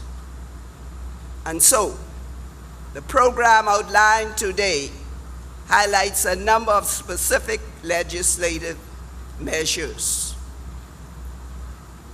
Others will be introduced as needed and when required. In preparation for this new phase of our legislative agenda, my government has already announced changes in various cabinet portfolios, which include the creation of new ministries. In light of the recent and the sudden passing of Minister Wilschcombe, further changes will have to be made. Other changes in public service appointments are already underway. These changes will further support my government as it continues to build on progress made and drive new change in the country. In this next phase of the administration, my government will continue to intensify its focus on strengthening personal security, economic security, and national security. Madam President and honorable senators, Madam Speaker, and members of the Honorable House of Assembly, in continuing to intensify its focus on promoting personal security, my government's legislative agenda moves decisively to boost the number, type, and quality of jobs available to Bahamians. It wants to take a holistic approach to improving educational outcomes for all. We want to support the development of our young people and promote better health and wellness among the general population. My government firmly believes that the main path to greater personal security is through work and education. While the country currently enjoys one of the lowest levels of unemployment experienced in a long time, as yet, not everyone who wants a job has a job. And those who choose to start their own business and work for themselves still face too many obstacles. My government will actively enforce its policy of promoting and protecting jobs for Bahamians. As the father of the nation, former Prime Minister Sir Lyndon Pinling put it, my government will prioritize Bahamian jobs for Bahamian workers. A new unit will be formed to review notice of vacancy processes to ensure that Bahamians have a fair opportunity to apply for all available jobs that are created as our economy grows and diversifies. Tourism remains our #1 industry and the largest source of employment. My government will continue to advance measures not only to expand jobs and opportunities in the sector, but also to promote greater economic ownership for Bahamians. My government will establish in law a downtown management authority to oversee the continued revitalization of downtown Nassau. My government will implement the Family Island Airport Renaissance Project to accelerate the redevelopment of airports throughout the Bahamas.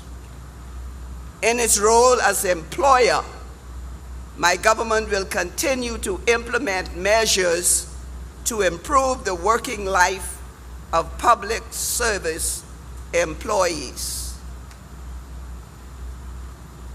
Building on the progress already made in achieving an historic number of union agreements, my government will implement the first public service-wide promotion exercise in 9 years.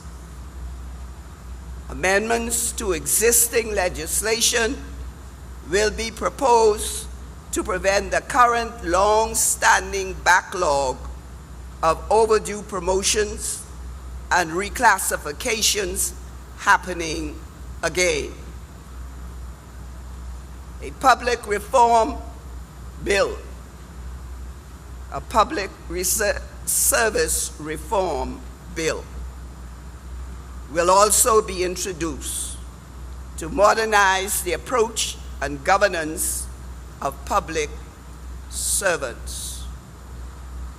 Madam President and honorable senators, Madam Speaker and members of the Honorable House of Assembly, my government is unshakable in its belief that education offers the best path to personal security, success, and happiness. Although we are making progress, my government is still battling with the many setbacks in education in recent years.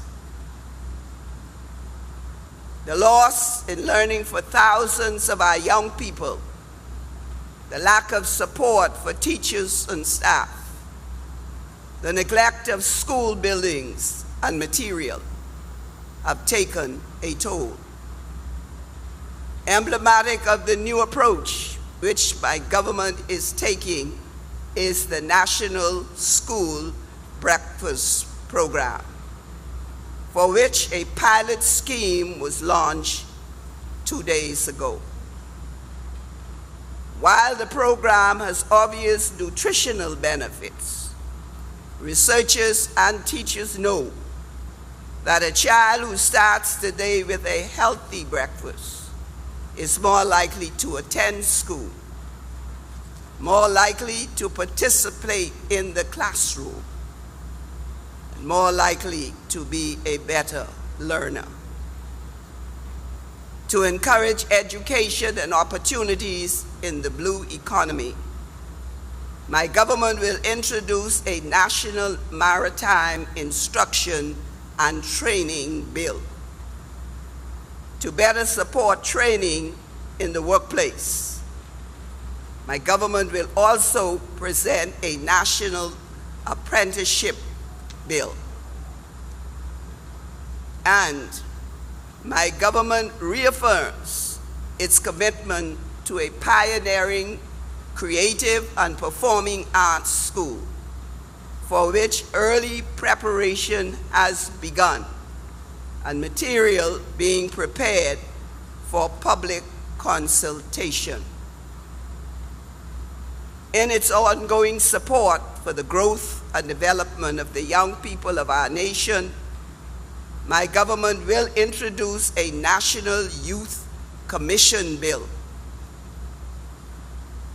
This body will be mandated to implement policies, programs, and projects consistent with the National Youth Policy to help support young people in developing their potential.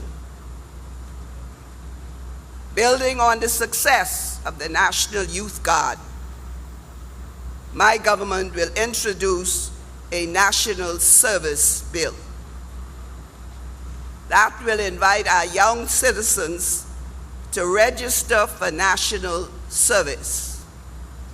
The participants in this program will serve to meet the needs of our vulnerable communities throughout the Bahamas. Reliable access to affordable health care is still out of reach for too many Bahamians.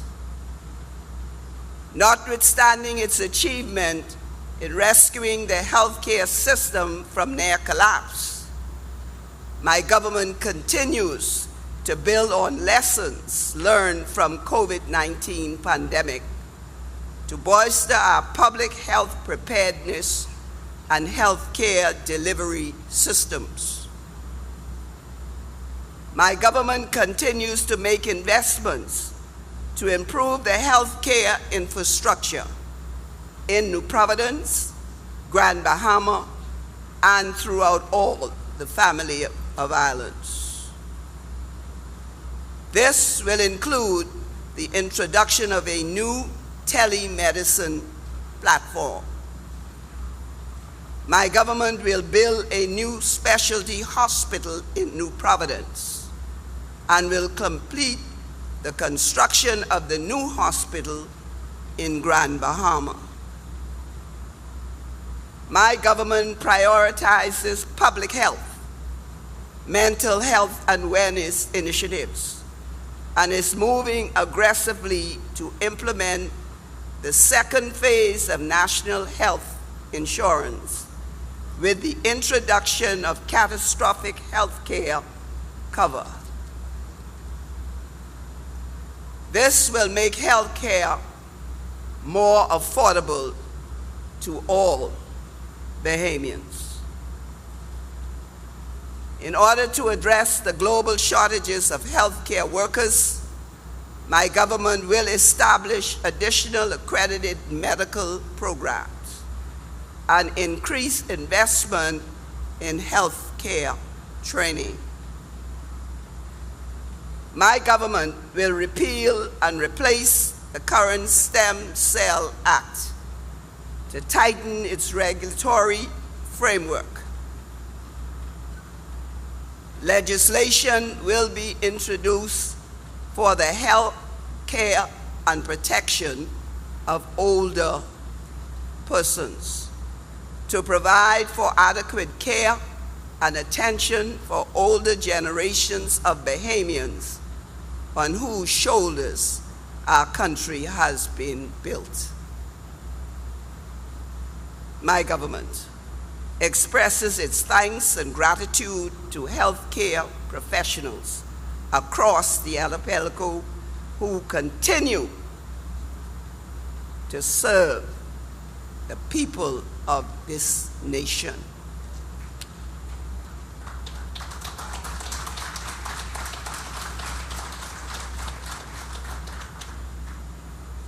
Madam President and honorable senators, Madam Speaker and members of the Honorable House of Assembly, in promoting greater economic security for the Bahamian people and the country as a whole, my government's legislative agenda promotes growth and diversification in the economy. It introduces measures to combat the high and rising cost of living, boost development in communities throughout the Family Islands and in New Providence, provide support for housing, protects our natural resources, resolves long-standing issues relating to land, and advances a range of initiatives to develop the national infrastructure. My government will also introduce a number of bills to help grow and diversify our economy. In order to lay the strategic foundation for the future, my government will introduce the Bahamas National Development Plan Bill. By putting the National Development Plan on a statutory footing, my government seeks to ensure that the next 50 years of our national life will have a fine strategic underpinning and focus. My government will introduce economic empowerment zone legislation. This will set out a range of initiatives and concessions to support specific industries and specify geographic areas. Intellectual property legislation will be introduced to protect the country's creative industries and empower our orange economy. This legislation will unlock paths to job and wealth creation. New opportunities will be created by legislation regulating cannabis and hemp. Several rounds of public consultation have already been completed, and my government notes the widespread enthusiasm amongst the public for this new health and economic sector. My government will propose legislation to introduce a yacht registry. A new legal profession amendment bill will be advanced that will establish a modern approach to the oversight of the legal profession. My government remains committed to development and innovation in the financial services industry. It is committed to compliance with international best practice while being innovative in new product and service development. A new securities industry bill will be presented that will ensure that our financial services industry and its regulation maintain the highest level of regulatory integrity.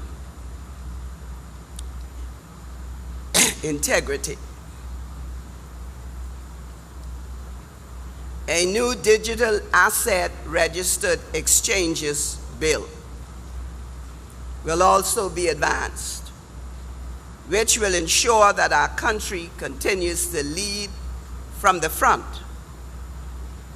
and in the digital assets industry.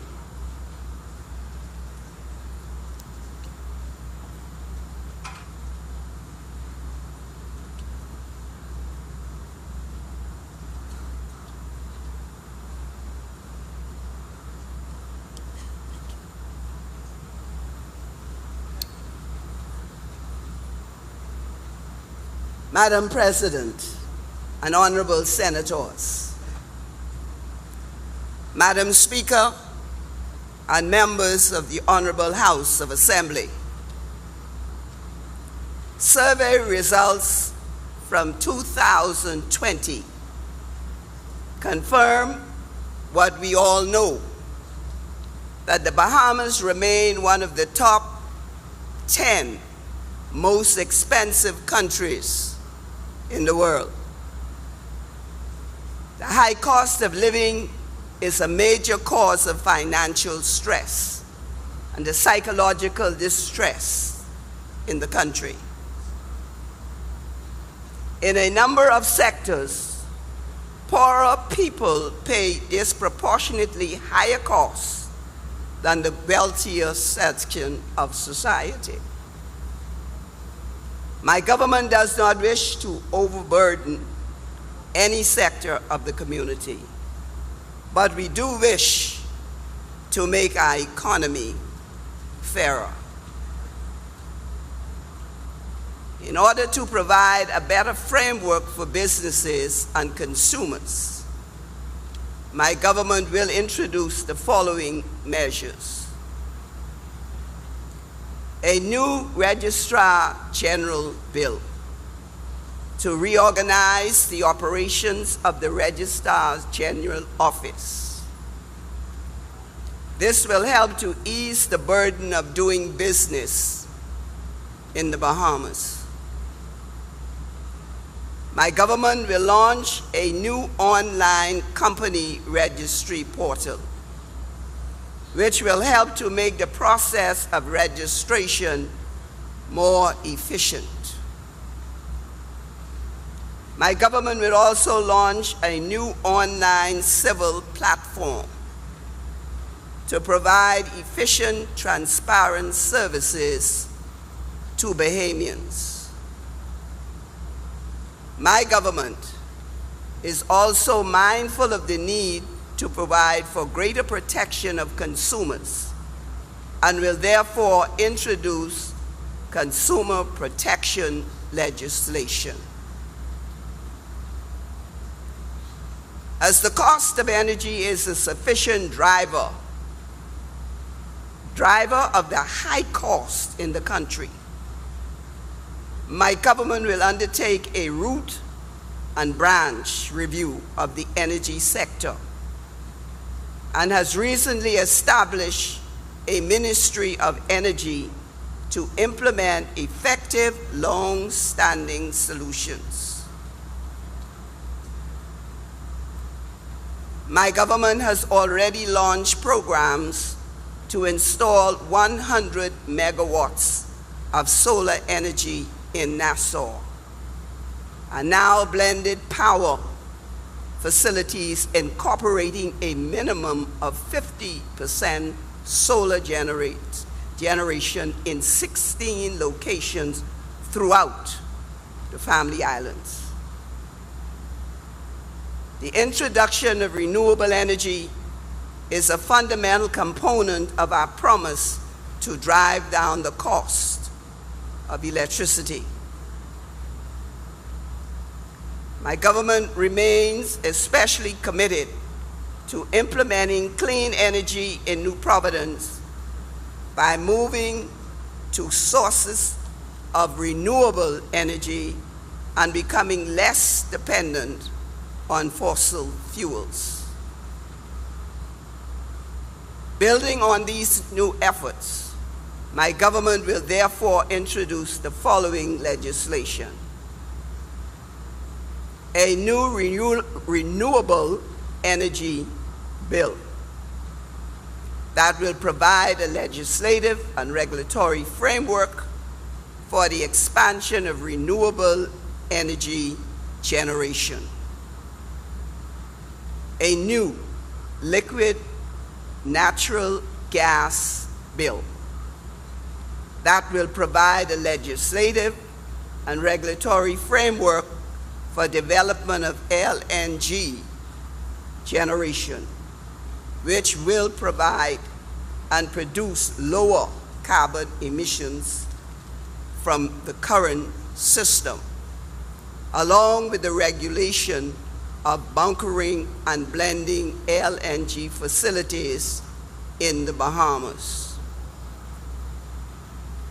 A National Development Food Security Plan is being created. The objective of the plan is to achieve a comprehensive framework for food and agricultural development to promote investment, job creation, and environmental sustainability.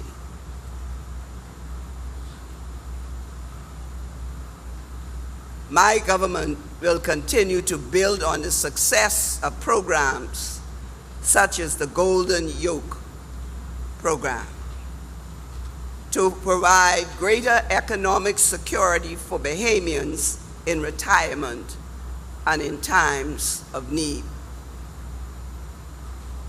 My government will introduce a bill to amend the National Insurance Act and regulations and the National Insurance Chronic Diseases Prescription Drug Fund Act.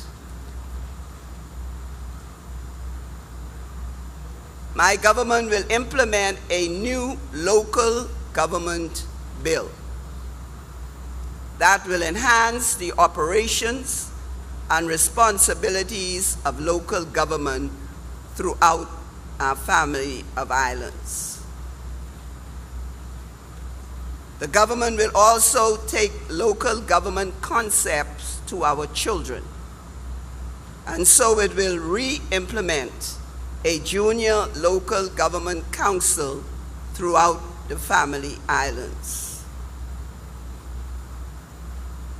Frequently, it is our family islands that experience the brunt of the climate crisis, requiring continued rebuilding and infrastructure investment. My government will launch the Family Island Infrastructure Fund to encourage public-private partnerships and economic opportunities for Bahamians.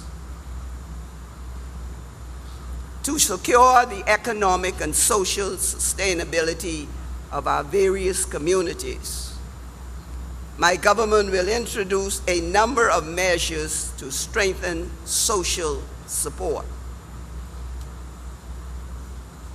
My government will present a new Urban Renewal Authority bill, which will provide for the establishment of an Urban Renewal Authority to improve the quality of life for residents in designated communities throughout the Bahamas. We will provide free access to the internet in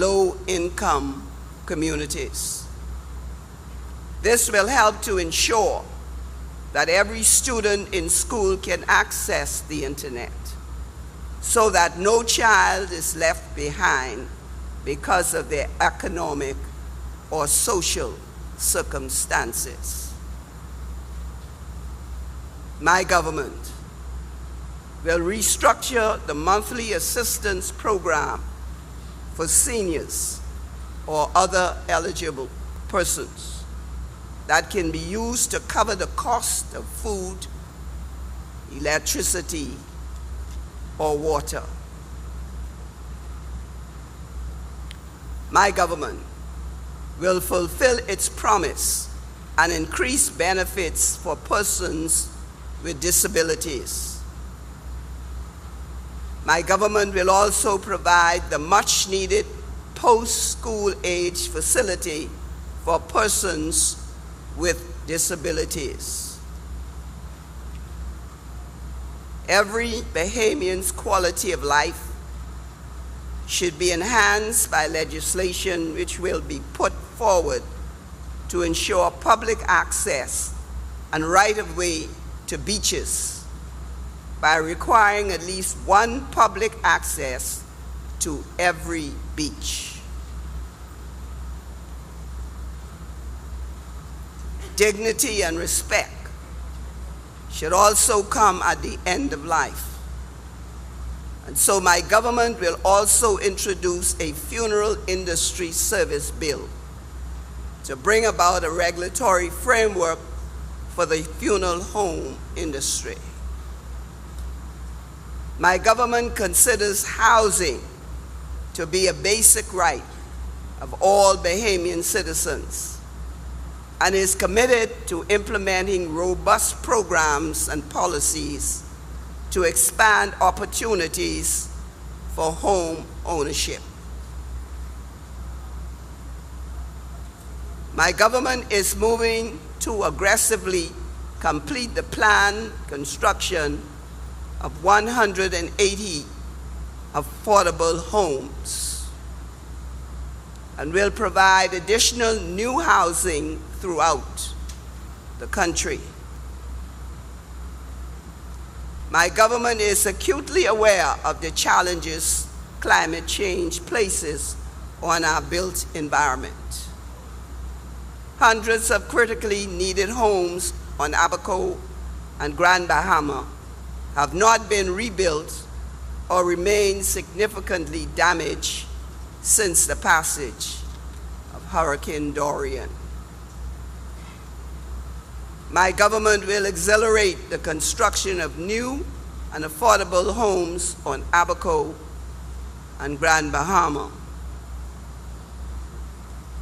My government will create a sustainable rent-to-own housing initiative to create an additional pathway to home ownership for Bahamians, those Bahamians who are facing financial barriers. Our land, seas, and all natural resources are a part of patrimony and birthright of all Bahamians. A national forest bill will be presented to ensure that our green economy in general and our forests in particular are given the necessary regulatory framework to support environmental sustainability. My government will propose legislation to regulate mining, to provide a proper framework to prevent the unlawful exploitation of our natural resources. This will also provide a defined royalty framework so that it is Bahamians who benefit. The Bahamas Wildlife Enforcement Network Bill proposes to establish an armed law enforcement agency dedicated to enforcing all laws with regard to our nation's natural resources. One long-standing issue that our government will address in the upcoming legislative session is the security of property ownership. My government will do what many previous administrations have promised. It will enact appropriate legislation to deal with land registration and the adjudication of disputes. In this context, the government will amend the Environmental Planning and Protection Act to provide for a streamlined application of the environmental laws to Bahamian-owned small developments.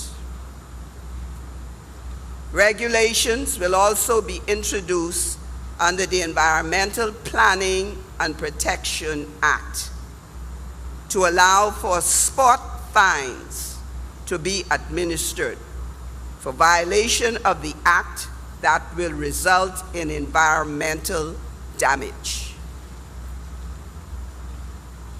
Madam President and honorable senators,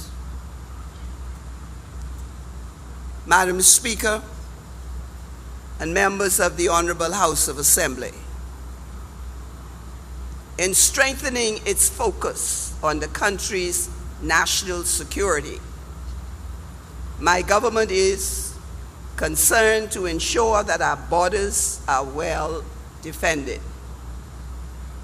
disposed to have positive relations with our neighboring states in CARICOM, and all those with whom we enjoy friendly relations, determined to regulate the flow of migrants into our country, to arrest and reduce the incidence of crime, and ensure the long-term sustainability of our territory by making us more resilient to the negative impacts of climate change. In respect of our Armed Forces amendments will be proposed to the Defense Force Act and regulations. These modernizing measures will help to continue to preserve discipline and good order in the Defense Force.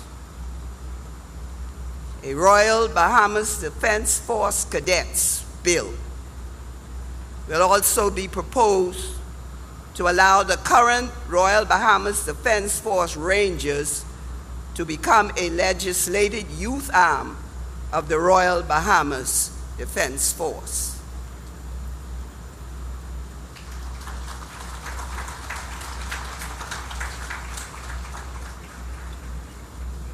In respect to our relationships with other nations, my government will continue to ensure that our foreign policy objectives align and support our national priorities on climate change, food security, human rights and development, irregular migration, and other cross-border criminal activities. Our diplomacy will also focus on trade and investment, public health, and disaster preparedness. My government is greatly affected by the high volume of irregular migrants who travel to our shores. While we understand the plight of these persons, they are seeking refuge for a better life. The Bahamas cannot sustain the overwhelming numbers of persons.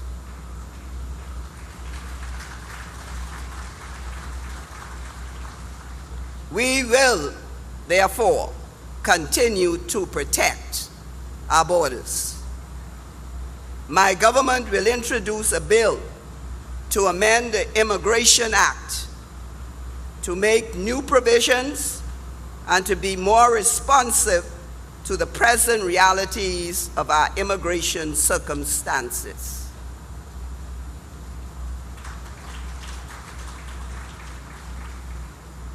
Regulations will be introduced to govern the procedures at the detention center to ensure that it is operating optimally and in conformity with international best practices. The incidence of crime and the fear of crime continues to blight the lives of many of our people. Therefore, my government will introduce a compendium of measures to underpin its strategies in prevention, detection, prosecution, punishment, and rehabilitation. Several reforms will be put forward during the current legislative session. These include a National Security Council bill, a National Intelligence bill, and the Conditional Release of Offenders bill. Anti-gang legislation will be brought to Parliament that will provide for stiffer penalties and prison terms for numbers of and acts of criminal institutions and organizations. Amendments are proposed to the Firearm Act, which will require safety training for everyone licensed to possess a firearm. An amendment will be proposed to the Supreme Court Act to expand the number of Supreme Court justices by 5 in order to expedite and clear the backlog of cases. A new court services bill will empower the judiciary to operate autonomously by taking away oversight by central government.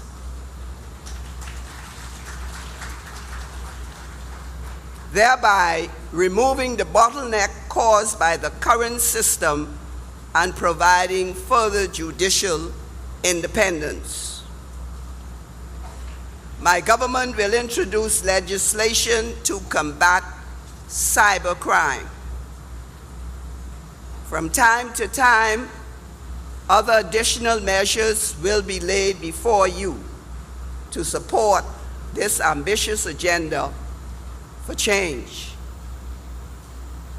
My government understands that while we are, all of us, impatient for change, real change takes time. And while that change is underway, we must be mindful to ensure that those who struggle most, those amongst us whose lives depend on the rest of us being good neighbors, that we stand up, step forward, and reach out in their times of need.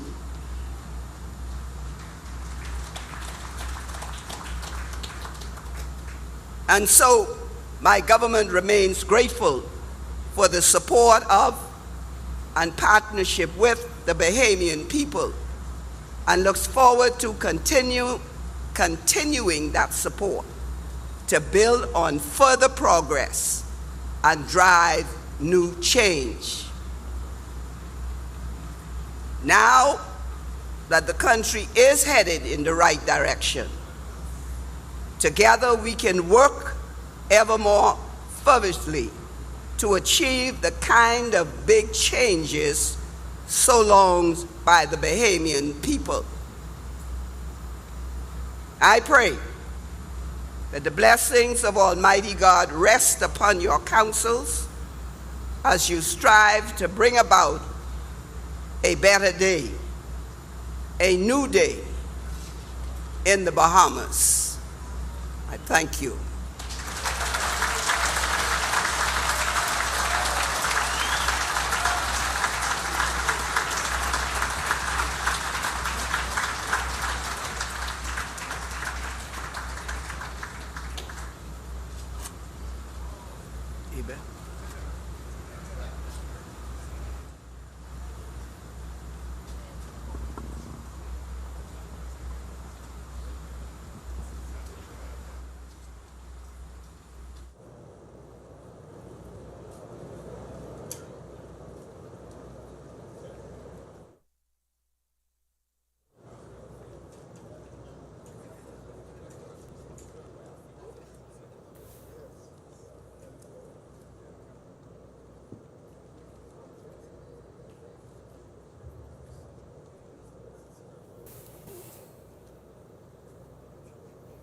We have just witnessed the second opening of Parliament under the Davis administration, ushering in a new legislative session.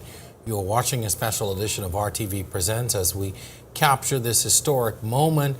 Welcome back to our studio commentary. I'm your host, Jerome Sawyer, along with our guest, former cabinet minister and member of Parliament, Renwood Wells, and noted accountant, political commentator, and former member of Parliament, Philip Galanis. Gentlemen, in a nutshell, we have heard this government's reset, some legislative initiatives that were not carried out in the last session brought forward, some new things we're hearing for the first time.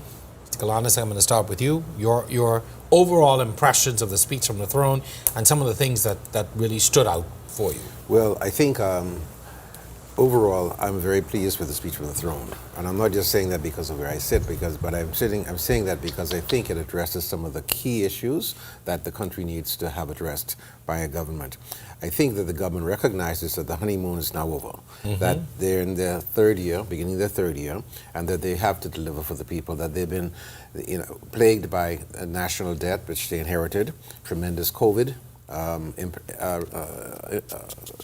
casualties and setbacks, and also the closures of school, which have now been, reopened. And so the government has indicated in this speech from the throne that it is going to focus on the rescue, recovery, and rebuilding of the economy. And I think that is really what's tantamount, what's paramount of paramount importance, and that the important thing that I think that that I take from this speech is that the Governor General rightly said that the public is being competently managed and the country is on the right track. So outside of the economy, what other things jumped out at you? Because there's always those dollars and cents things to be listened out for automatically. But what are some of the other things that jumped out at you? Well, there were a number of new initiatives taken in this. In addition to just generally speaking about jobs, improved education, developing our young, healthcare, and so forth, there are a number of things here, like the National Youth Care, the National Youth Service Bill. We've got the Creative and Performing Arts School that's being proposed, a National Maritime Introduction and Training Bill. The government is speaking about a national school breakfast program, which is critically important because too many of our children go to school hungry. Talking about amending a number of other bills, such as the National Development Plan Bill, or not amending it, but making it giving it statutory footing, which is good, because what has happened is that successive governments have taken on the National Development Plan, but nothing is required of it. They may extract little pieces here and there, but there's never been sort of a holistic movement towards it. That's right. That was one of the things. And I think that's a very good thing, and I'm happy to see that they're amending the stem cell Act. There is what's going to be very interesting, and particularly where I sit as a trade commission, as chairman of the trade commission, the intellectual property is going to be passed in legislation. That's critically important. To protect property, and mentioning that tied to the orange economy. That's correct, exactly. I want to get Mr. Renwood Wells in on this, sir. You have been listening critically to the speech from the throne. I want to hear your input now on what you've just heard. Well, a speech from the throne is a vision. It's an end destination of what a government is seeking to do. It was interesting to me that not much of the first speech from the throne happens to be in this one. There are elements of it, the whole idea of where the country needs to go in regards to healthcare. With telemedicine, it's been bantered around for quite some time.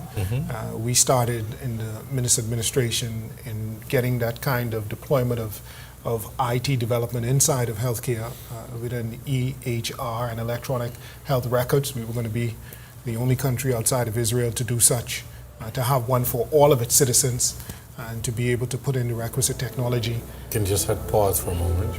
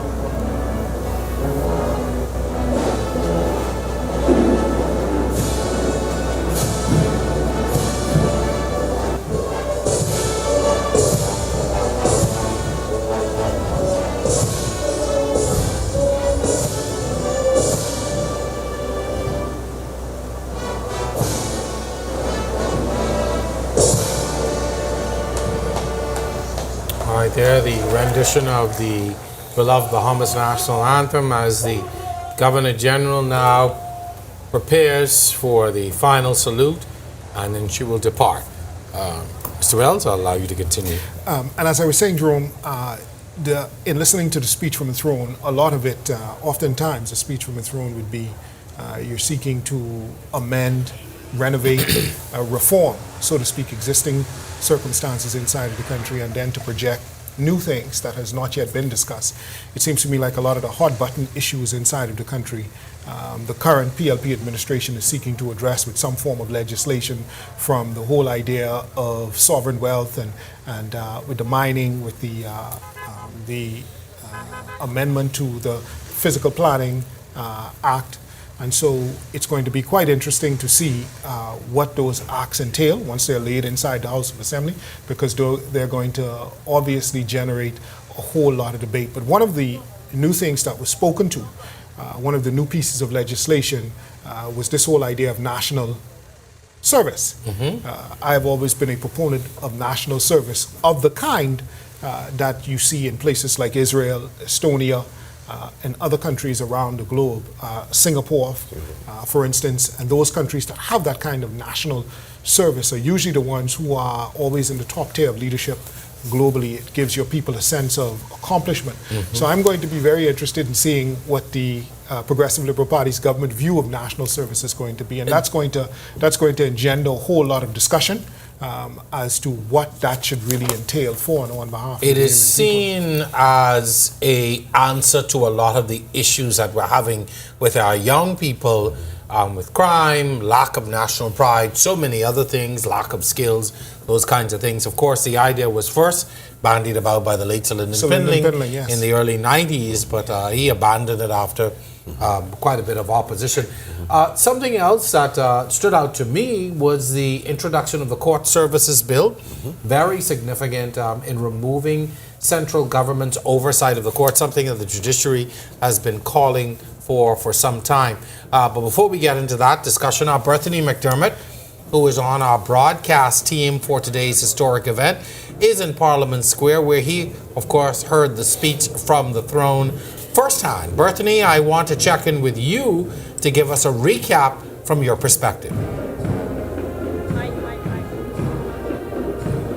That's right, Jerome. So just a recap from the speech from the throne. Of course, some of the pieces of legislation that's being proposed was proposed before in the government's first speech from the throne, but just to go through some of the promises and pieces of legislation that the government hopes to bring this time around. They say they will improve the working life of public service employees. They will also introduce, like mentioned, the National Maritime and Training piece of legislation to foster training in place. They also spoke to the National Service Bill that will invite young Bahamians to register for national service. Then they plan to introduce the second phase of the National Health Insurance Plan to bring catastrophic health care coverage.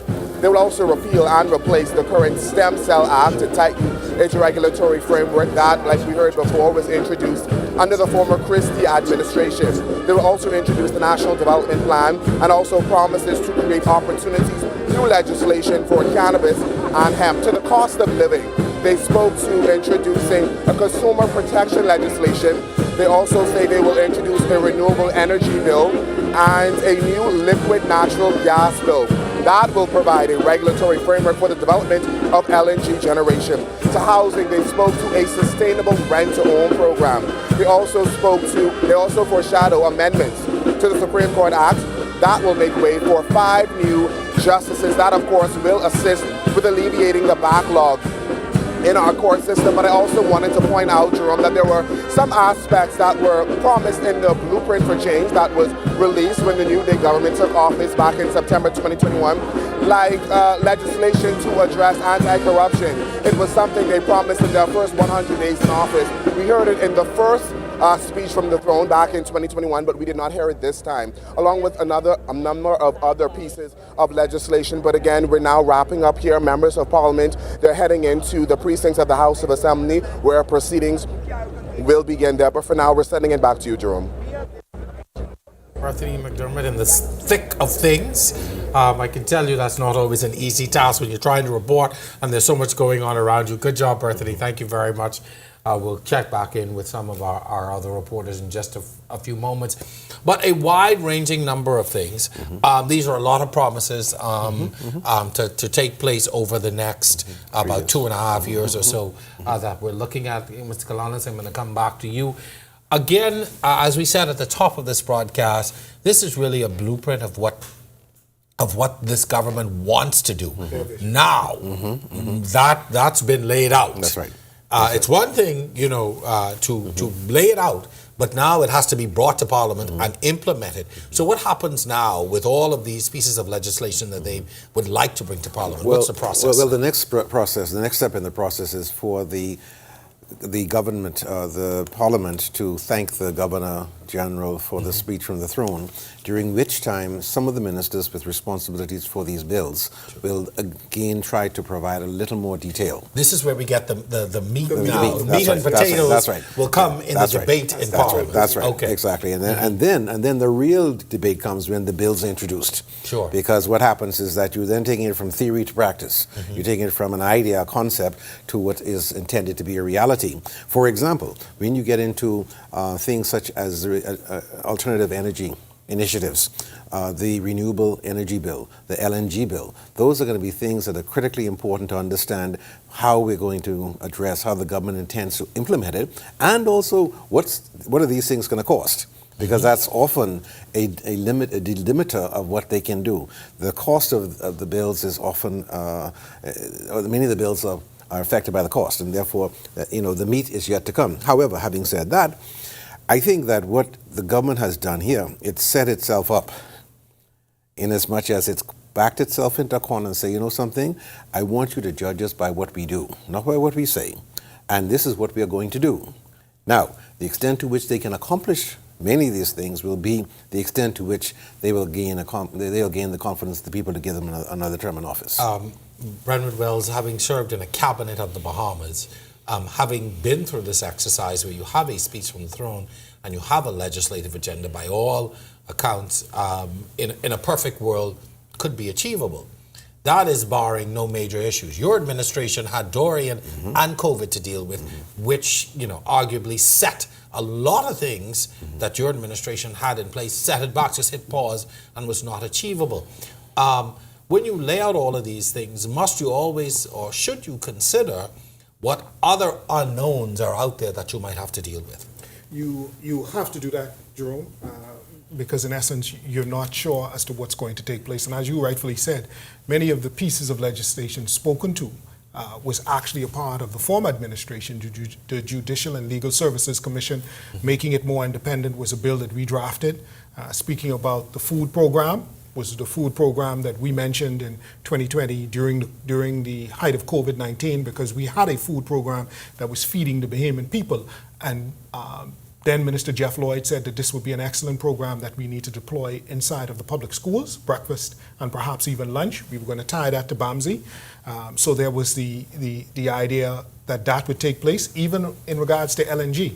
The whole idea of bunkering of LNG, all cruise ships are going to need to be are going to have to run on LNG, and so the Bahamas was looking to become a bunkering center and creating legislation for that. So we see that the Progressive Liberal Party is addressing the issues that is on the table. I often say in this very place, in the show that I do, that if it makes sense, do it. And quite often, I'm annoyed as a Bahamian citizen because we allow politics and posturing to get in the way of progress. I think that's exactly right. What happens is that governments have to understand what are the low-hanging fruits that we can pick right now. What can we harvest right now that one may not cost us much and that's not very controversial. Things like, and you've not heard it in the speech from the throne, or you've heard it before and it's in our plan, campaign finance reform. Yes. Things like establishing boundaries, establishing a fixed election date. Things and those things those are engender easy to do. Confidence, That's though, right. That's right. And tell people that you are serious about government. And again, it's always something that we hear in the campaign trail. But once people get into office, it's all not right now. That's right, exactly. Yeah. Again, but there are some things, and even on the social side, some things that jumped out to me. For instance, you mentioned it, so the National Performing Arts School. I think it's something that's long overdue. Yes. Also, the National Youth Commission bill to help support young people. Again, these are social things that make sense. Again, something that has come up. In addition to the telemedicine platform, the new specialty hospital here in New Providence and the new hospital in Grand Bahama, something that's not new, but again, carried forward to this. So I know you, having served in that ministry. Yeah, we had intentions, as you would know, Jerome, and I would have spoken to this, the Bahamian people are well aware that during our term, we'd gotten about $200 million. We intended to build a story tower at the existing PMH and one at the RAN in Grand Bahama. So it's going to be interesting to see what the Progressive Liberal Party's thoughts are on this new specialty hospital. Ours was going to be specialty as well in regards to dealing with women and children and a new emergency ward. And so, as you would rightfully said, that there's a sense of continuation in some of the things that is being proposed, and then there's a sense of implementing some new things in regards to youth. And other areas of the economy, whether it be food security or energy security. If it makes sense, go with it. That's right. I preach that over and over, but sometimes it doesn't seem that that's not always the way that we go. Something else that I know that is near and dear to this PLP government, and as in previous ones, is the urban renewal concept. Absolutely. So the Urban Renewal Authority bill is now being promised in this legislative session. That's correct. And within the same paragraph, or shortly thereafter, after speaking about that, the Governor General said that the government is going to provide free access to the internet in low-income areas, because all students have a right to be able to gain access. It begs the question: do they have the affordability to have computers? But I mean, the point is, or some device that will be able to allow them to access. But that's a good step. A step in the right direction. I'll tell you, and we're about to go to a live shot in a moment. But I know in speaking with the former minister, one of the things they encountered during COVID, when they attempted to do education, when they attempted to do online schooling, was the fact that, or virtual schooling, was the fact that so many people did not have access. That's right, exactly. And sometimes I think we forget that because it's so, it's easy for us. We're walking around with phones and laptops, etc. Right. But there's so many people in our population that do not have that access. So again, very interesting. Happy to see that in there, so looking to see how that is going to roll out. Well, it's been quite a momentous occasion for us. The official start of the new legislative session. The ceremony was decorated with the traditional pomp and pageantry that comes along with the opening of Parliament. In just a few moments, we're going to really take a look at the fashion parade and what that was all about. But certainly, as we move into that, I think our people did not disappoint this morning in the showcase of the fashion. We can get back to the more serious stuff in a moment, but we certainly didn't disappoint this morning. I want to first of all start with the Governor General. I loved how she looked. I thought everything came together quite nicely. a little departure from the darker colors you may see for the opening, but certainly I thought very well executed. I think the two words that could describe her are elegance personified. She, really elegant Governor General, personification of what of a tastefully attired head of state. Very proud of her, very happy for her, and so I think that, and we're likely to see her grow into the position. She's going to go shortly. I hope she's going to be knighted and become a dame. Yes, and very much deserving. Not that that's going to change her, but I mean that I think is deserving.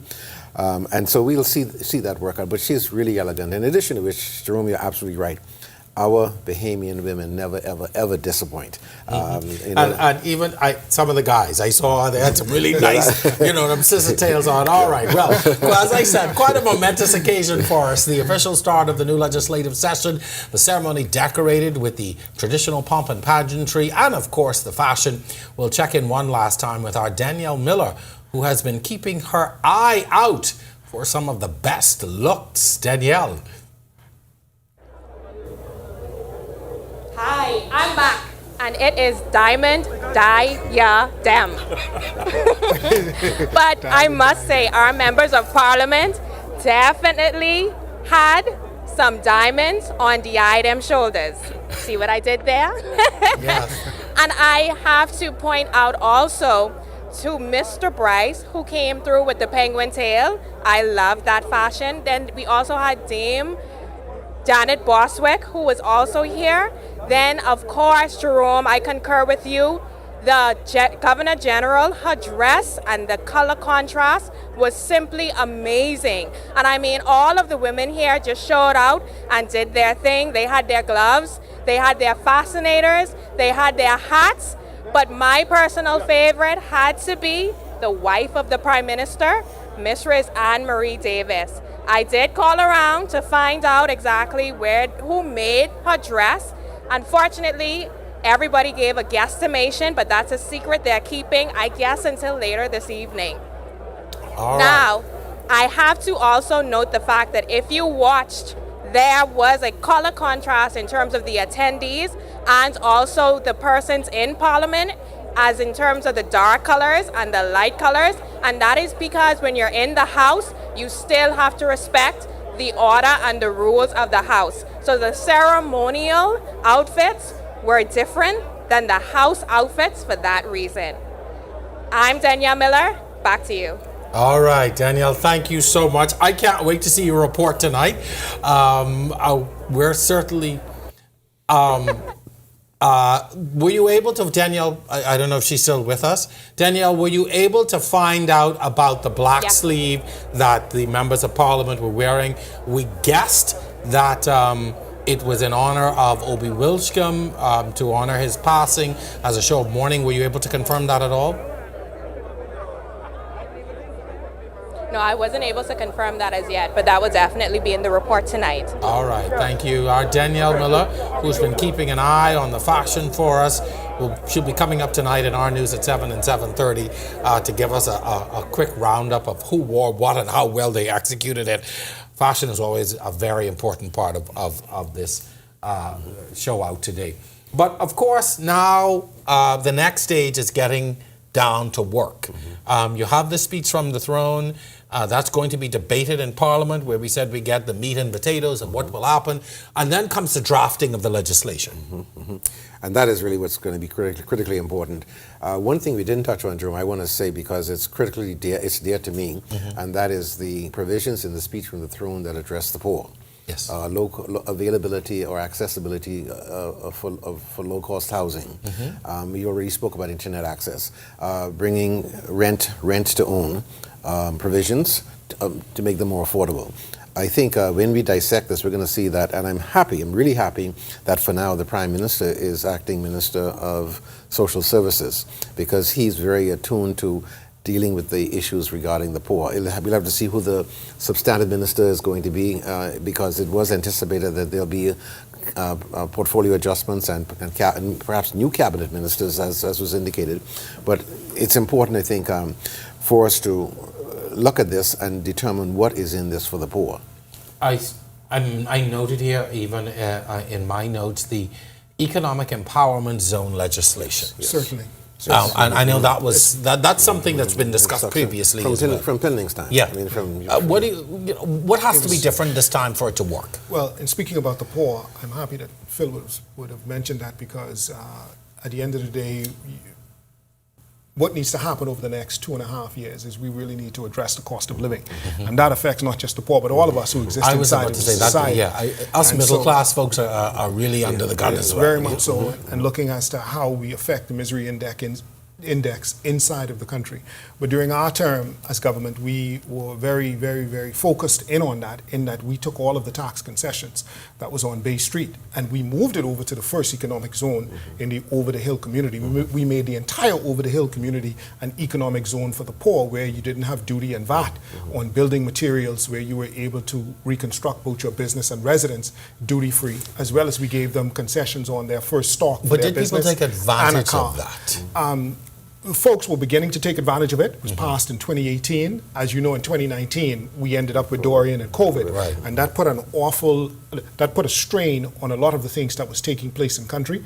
Obviously, we wanted to do much more of an educational process for the Bahamian people. So as we move forward then now, from where you sit, what needs to happen in order for that to become a reality? Because it's great to have it in legislation, but unless the people over the hill and beyond, and not just over the hill, people who live in the south and other places, they need that relief too. From where you sit, having been around that cabinet table, what needs to happen to make that a reality for the many, many Bahamians? Well, first of all, Jerome, as we rightfully said, just educating the public that it's there and it's available. One of the issues that we realized very quickly was that a lot of folk who are in this community, in our heritage community, I like to call it over the hill, had a liquidity problem, a money problem, an issue in being able to access funding. So the government that I was a part of put $50 million into small businesses in seeking to be able to give them loans and grants so that they would be able to access the opportunity to grow their business and to reform what was taking place in the over-the-hill community. Even from a standpoint, we spoke about free Wi-Fi. We had started the initiative of putting free Wi-Fi on parks with the intention of looking as to how we could do that in the over-the-hill community. Remember, we renovated the Southern Recreation Ground, and a part of that Southern Recreation Ground renovations was free Wi-Fi for folks inside of the area. So, as I would have said earlier, a lot of the things that is being spoken of to now in the speech from the throne is things that we would have started that is now coming to fore. And so I'm going to be looking forward to the next 2.5 years as to how those issues are carried forward. As we get set to go back to Rawson Square in just a moment, I do want to ask though, what stood out to you, or what were the things that you were hoping to hear or did not hear in this speech from the throne? What are some of the things that you had hoped would come up? Well, for me, there are a couple of themes. There's always the whole issue of security, food security, energy security. I would have liked to have heard a lot more on the energy security side. Obviously, BPL is an issue for us. I like the whole idea of LNG. I like what was said in regards to renewables. We had started the process. The former Minister administration, we had purchased a 25 megawatt storage battery that we put down at Blue Hills with the intention of when we deployed solar, because you need that kind of battery storage in order to deal with the harmonic currents from solar and to make the system stable. We were also looking to increase that up to 100 megawatts. The current administration is saying that they're going to move in that direction. They're also talking about how they're going to do it inside of the family, that they intend to do it in the family islands. What I'm going to be interested in during the debate, as Phil was said to, it's all about how when the rubber meets the road, who's actually going to be the IPPs, the independent power producers, what rate government is going to purchase from these individuals who are going to set up these solar systems, and whether or not government is going to actually move in that direction. It could just be that BPL borrows the money and deploys these systems themselves, or that we look at how PPPs are deployed and how individuals actually begin to generate for the government. Mr. Galans, we're going to get to you in a moment, but we're going to go now. Our Megan Shepherd is also on our broadcast team today. She has been in the square for this historic moment. And Megan, just for the benefit of the audience, first of all, what was your vantage point and what's been the reaction? My vantage point, I was a little bit over here, a little bit over there, a little bit of everywhere, and I can tell you the excitement was in the air. One thing I was surprised about, though, that there was not a lot of fanfare on the sidelines on the outside. I was expecting a lot more Bahamians or even tourists to come by and take a look, but the numbers didn't really meet my expectations. That was kind of interesting to me. All right. And so we have now with us... Go ahead. Sorry, I interrupted you. Go ahead. Business consultant Mr. Edison Sumner to give us his take on the speech from the throne. What was your key takeaways this afternoon? Good afternoon, thank you. The one key takeaway for me today was the announcement that the government is going to now make it a statutory document and institution of the National Development Plan. Because, as you know, we worked on that plan, meaning the Secretariat folks, for several years, and now that they are going to actually have it enshrined in law, means that anyone who comes behind is not going to be able to easily change it, and that is now going to have the buy-in of the entire political directorate, the House of Parliament, and all of the agencies of government. So from all the other things that were said, and some good things were said today, some things we've heard before, but the one thing, if I were to walk away with a highlight, would be that they're now going to enshrine the National Development Plan in legislation and have it protected in law so that it's not going to be easily changed, and it's now going to have the buy-in of the entire political directorate. Tell us the significance of this. It is significant because as the plan was going through its development and its various iterations, we saw that the plan was changed based on who was sitting in the office of government. And it was not getting the full attention and the full cooperation of all of the political directorate. Now that it's going to be debated in Parliament as a bill and it's going to be enacted in law, then it means that everyone who sits in government and in the opposition as a part of the entire government structure will have had some input into its development. So if they had any objections to the plan, that's going to come out in their debate whenever this bill gets to Parliament. And if they support the plan, it's going to come out in their debate in Parliament. So the importance of this now is that it would no longer be seen as a political item on the agenda, but is now seen as a part of the real National Development Plan. And that, to me, I think is going to speak volumes for the direction going forward.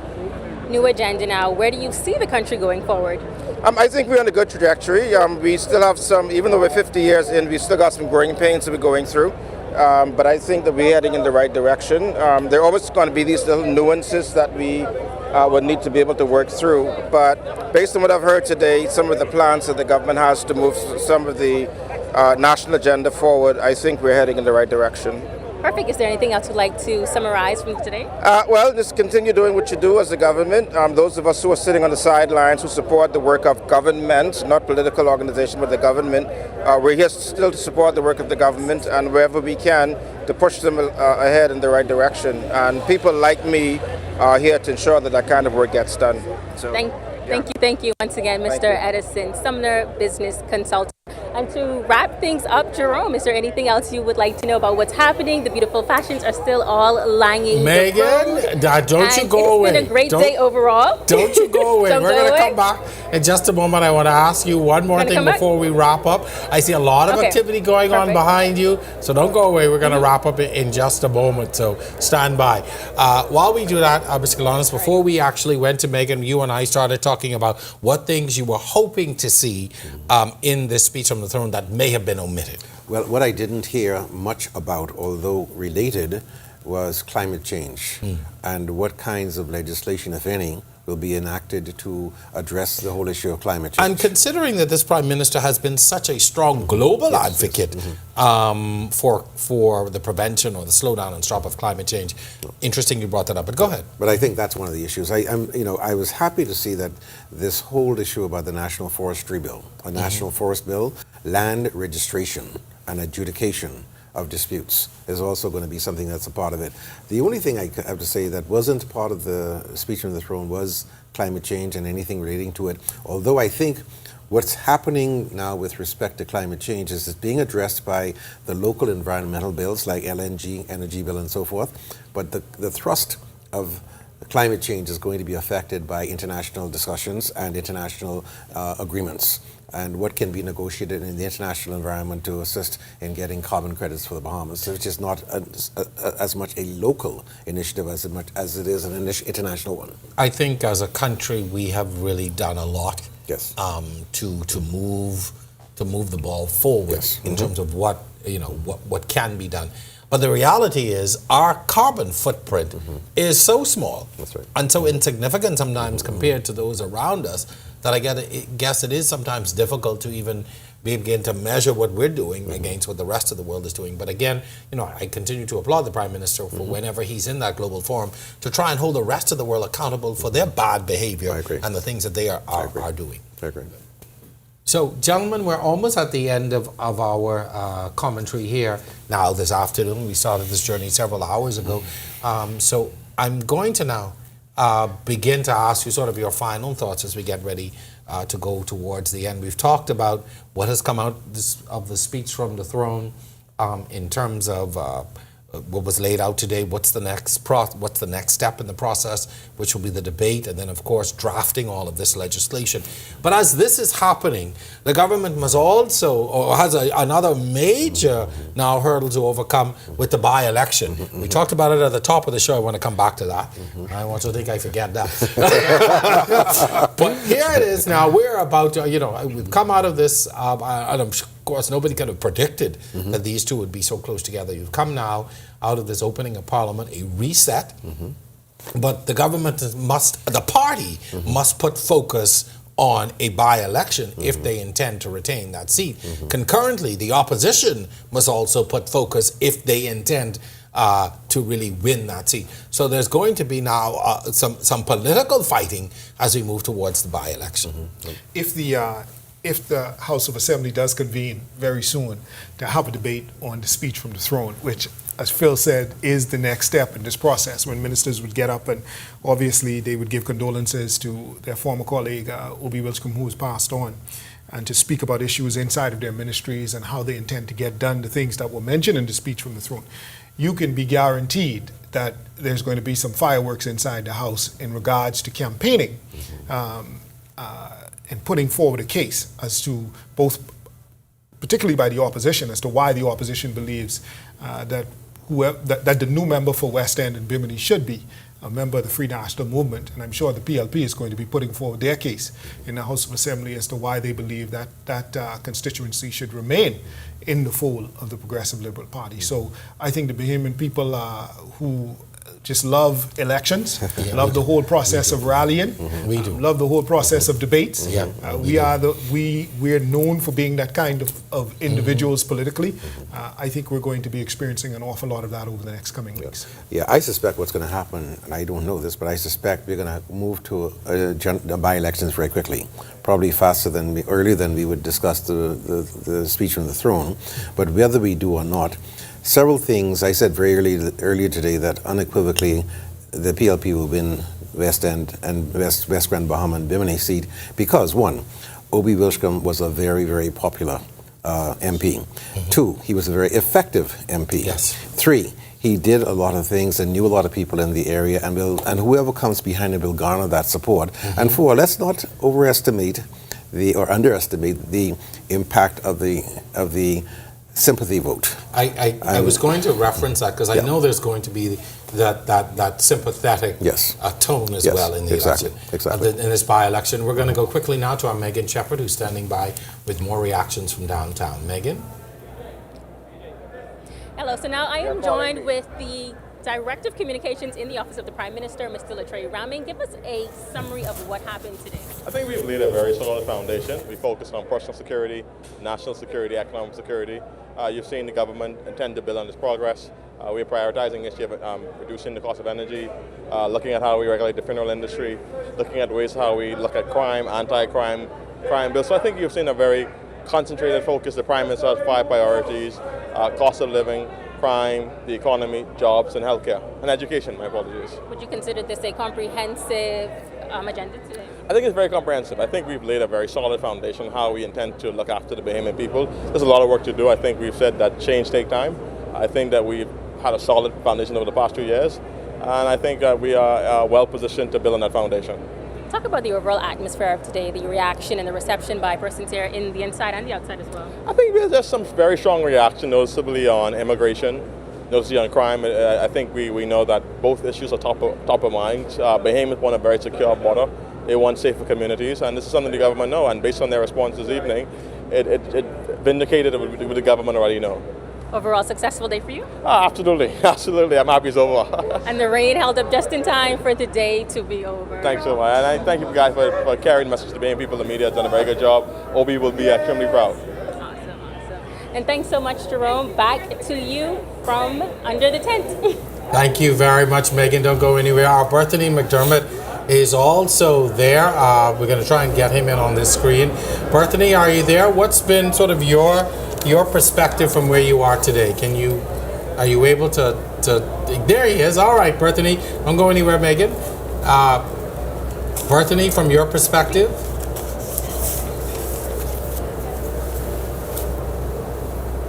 Jerome, a lot of action this time around at the opening of Parliament. You know, I was stationed on the outside in the sun, not inside the air-conditioned white tent. But outside there, we saw, again, a lot of action. We saw the Coalition of Independents come out and stand at the corner with their signs protesting. There's protesting a number of issues like immigration for one, speaking to some of the issues that's been happening in the department, and a lot of other national issues. So that was a lot for me to take in, considering everything else that was going on with the original opening of Parliament, the arrival of the Governor General, the inspection of the Honor Guard. It was indeed something to take in as a journalist, and yeah, it was just a lot. Of course, we'll be looking for reports from you and Megan later tonight, as well as our Danielle Miller. We're looking for reports from all of you tonight on our news at 7 and 7:30. Again, thank you very much for your great reporting today. Bethany, at least you got a little time in the air-conditioned tent, okay? All right, thank you very much. Thank you very much, folks. We'll see you back at the station. Gentlemen, closing comments as we prepare to wrap up this broadcast now. Jerome, thank you very much for inviting me. It's been a pleasure. It's been a long 4 hours, five hours actually. But I think what we have here now is the beginning of a framework within which to see the country move forward. I'm very, very pleased, very happy with the speech from the throne. I'm looking forward very attentively to what's going to be said during the debate for the speech from the throne. And I'm looking forward to the next 2 years. I'm looking forward tremendously to the next by-election, because that's going to be an indication of how the PLP is doing. Definitely, as described to me, it's a litmus test. Exactly. I think for the government and the opposition. That's really, correct. At That's this correct. point. And Welsh, you get the distinction of having the last comment on the show. Well, thank you so much for the invite, Jerome. I've truly enjoyed the discussion and being able to dialogue here, and to just be able to enter the homes of the Bahamian people to talk about their parliament, and just be able to give information as to what is taking place. Listening to the speech from the throne and chiming in. Like Phil, I'm also looking forward to the debate, and really, as we would have said earlier, putting the meat on the bones as to how these things are going to take place. None of us wants to see our government fail. We all want to be able to see our people survive, thrive, and for this nation to grow from strength to strength. The job of the opposition is to be able to have its say, and the government of the day will always have its way. And so we look forward to being able to chime into the process and be able to say in what direction we believe it should take place. So I'm really looking forward to the pieces of legislation that has been spoken to once they're tabled. Most definitely. Sir, thank you very much, gentlemen. I want to thank both of you for coming on and providing great commentary today. Certainly, I've enjoyed it. And the whole team, I think we've had a pretty successful broadcast. So thank you very much. We couldn't have done it without you. Thank you. All right. That's going to do it for this special edition of RTV Presents, the opening of Parliament. If you missed today's opening, be sure and tune in to Our News Live at 7 and 7:30 for a recap of today's event. Be sure and continue to follow us online on our Facebook, Instagram, YouTube, and of course, ournews.bs. Until next time, I'm Jerome Sawyer.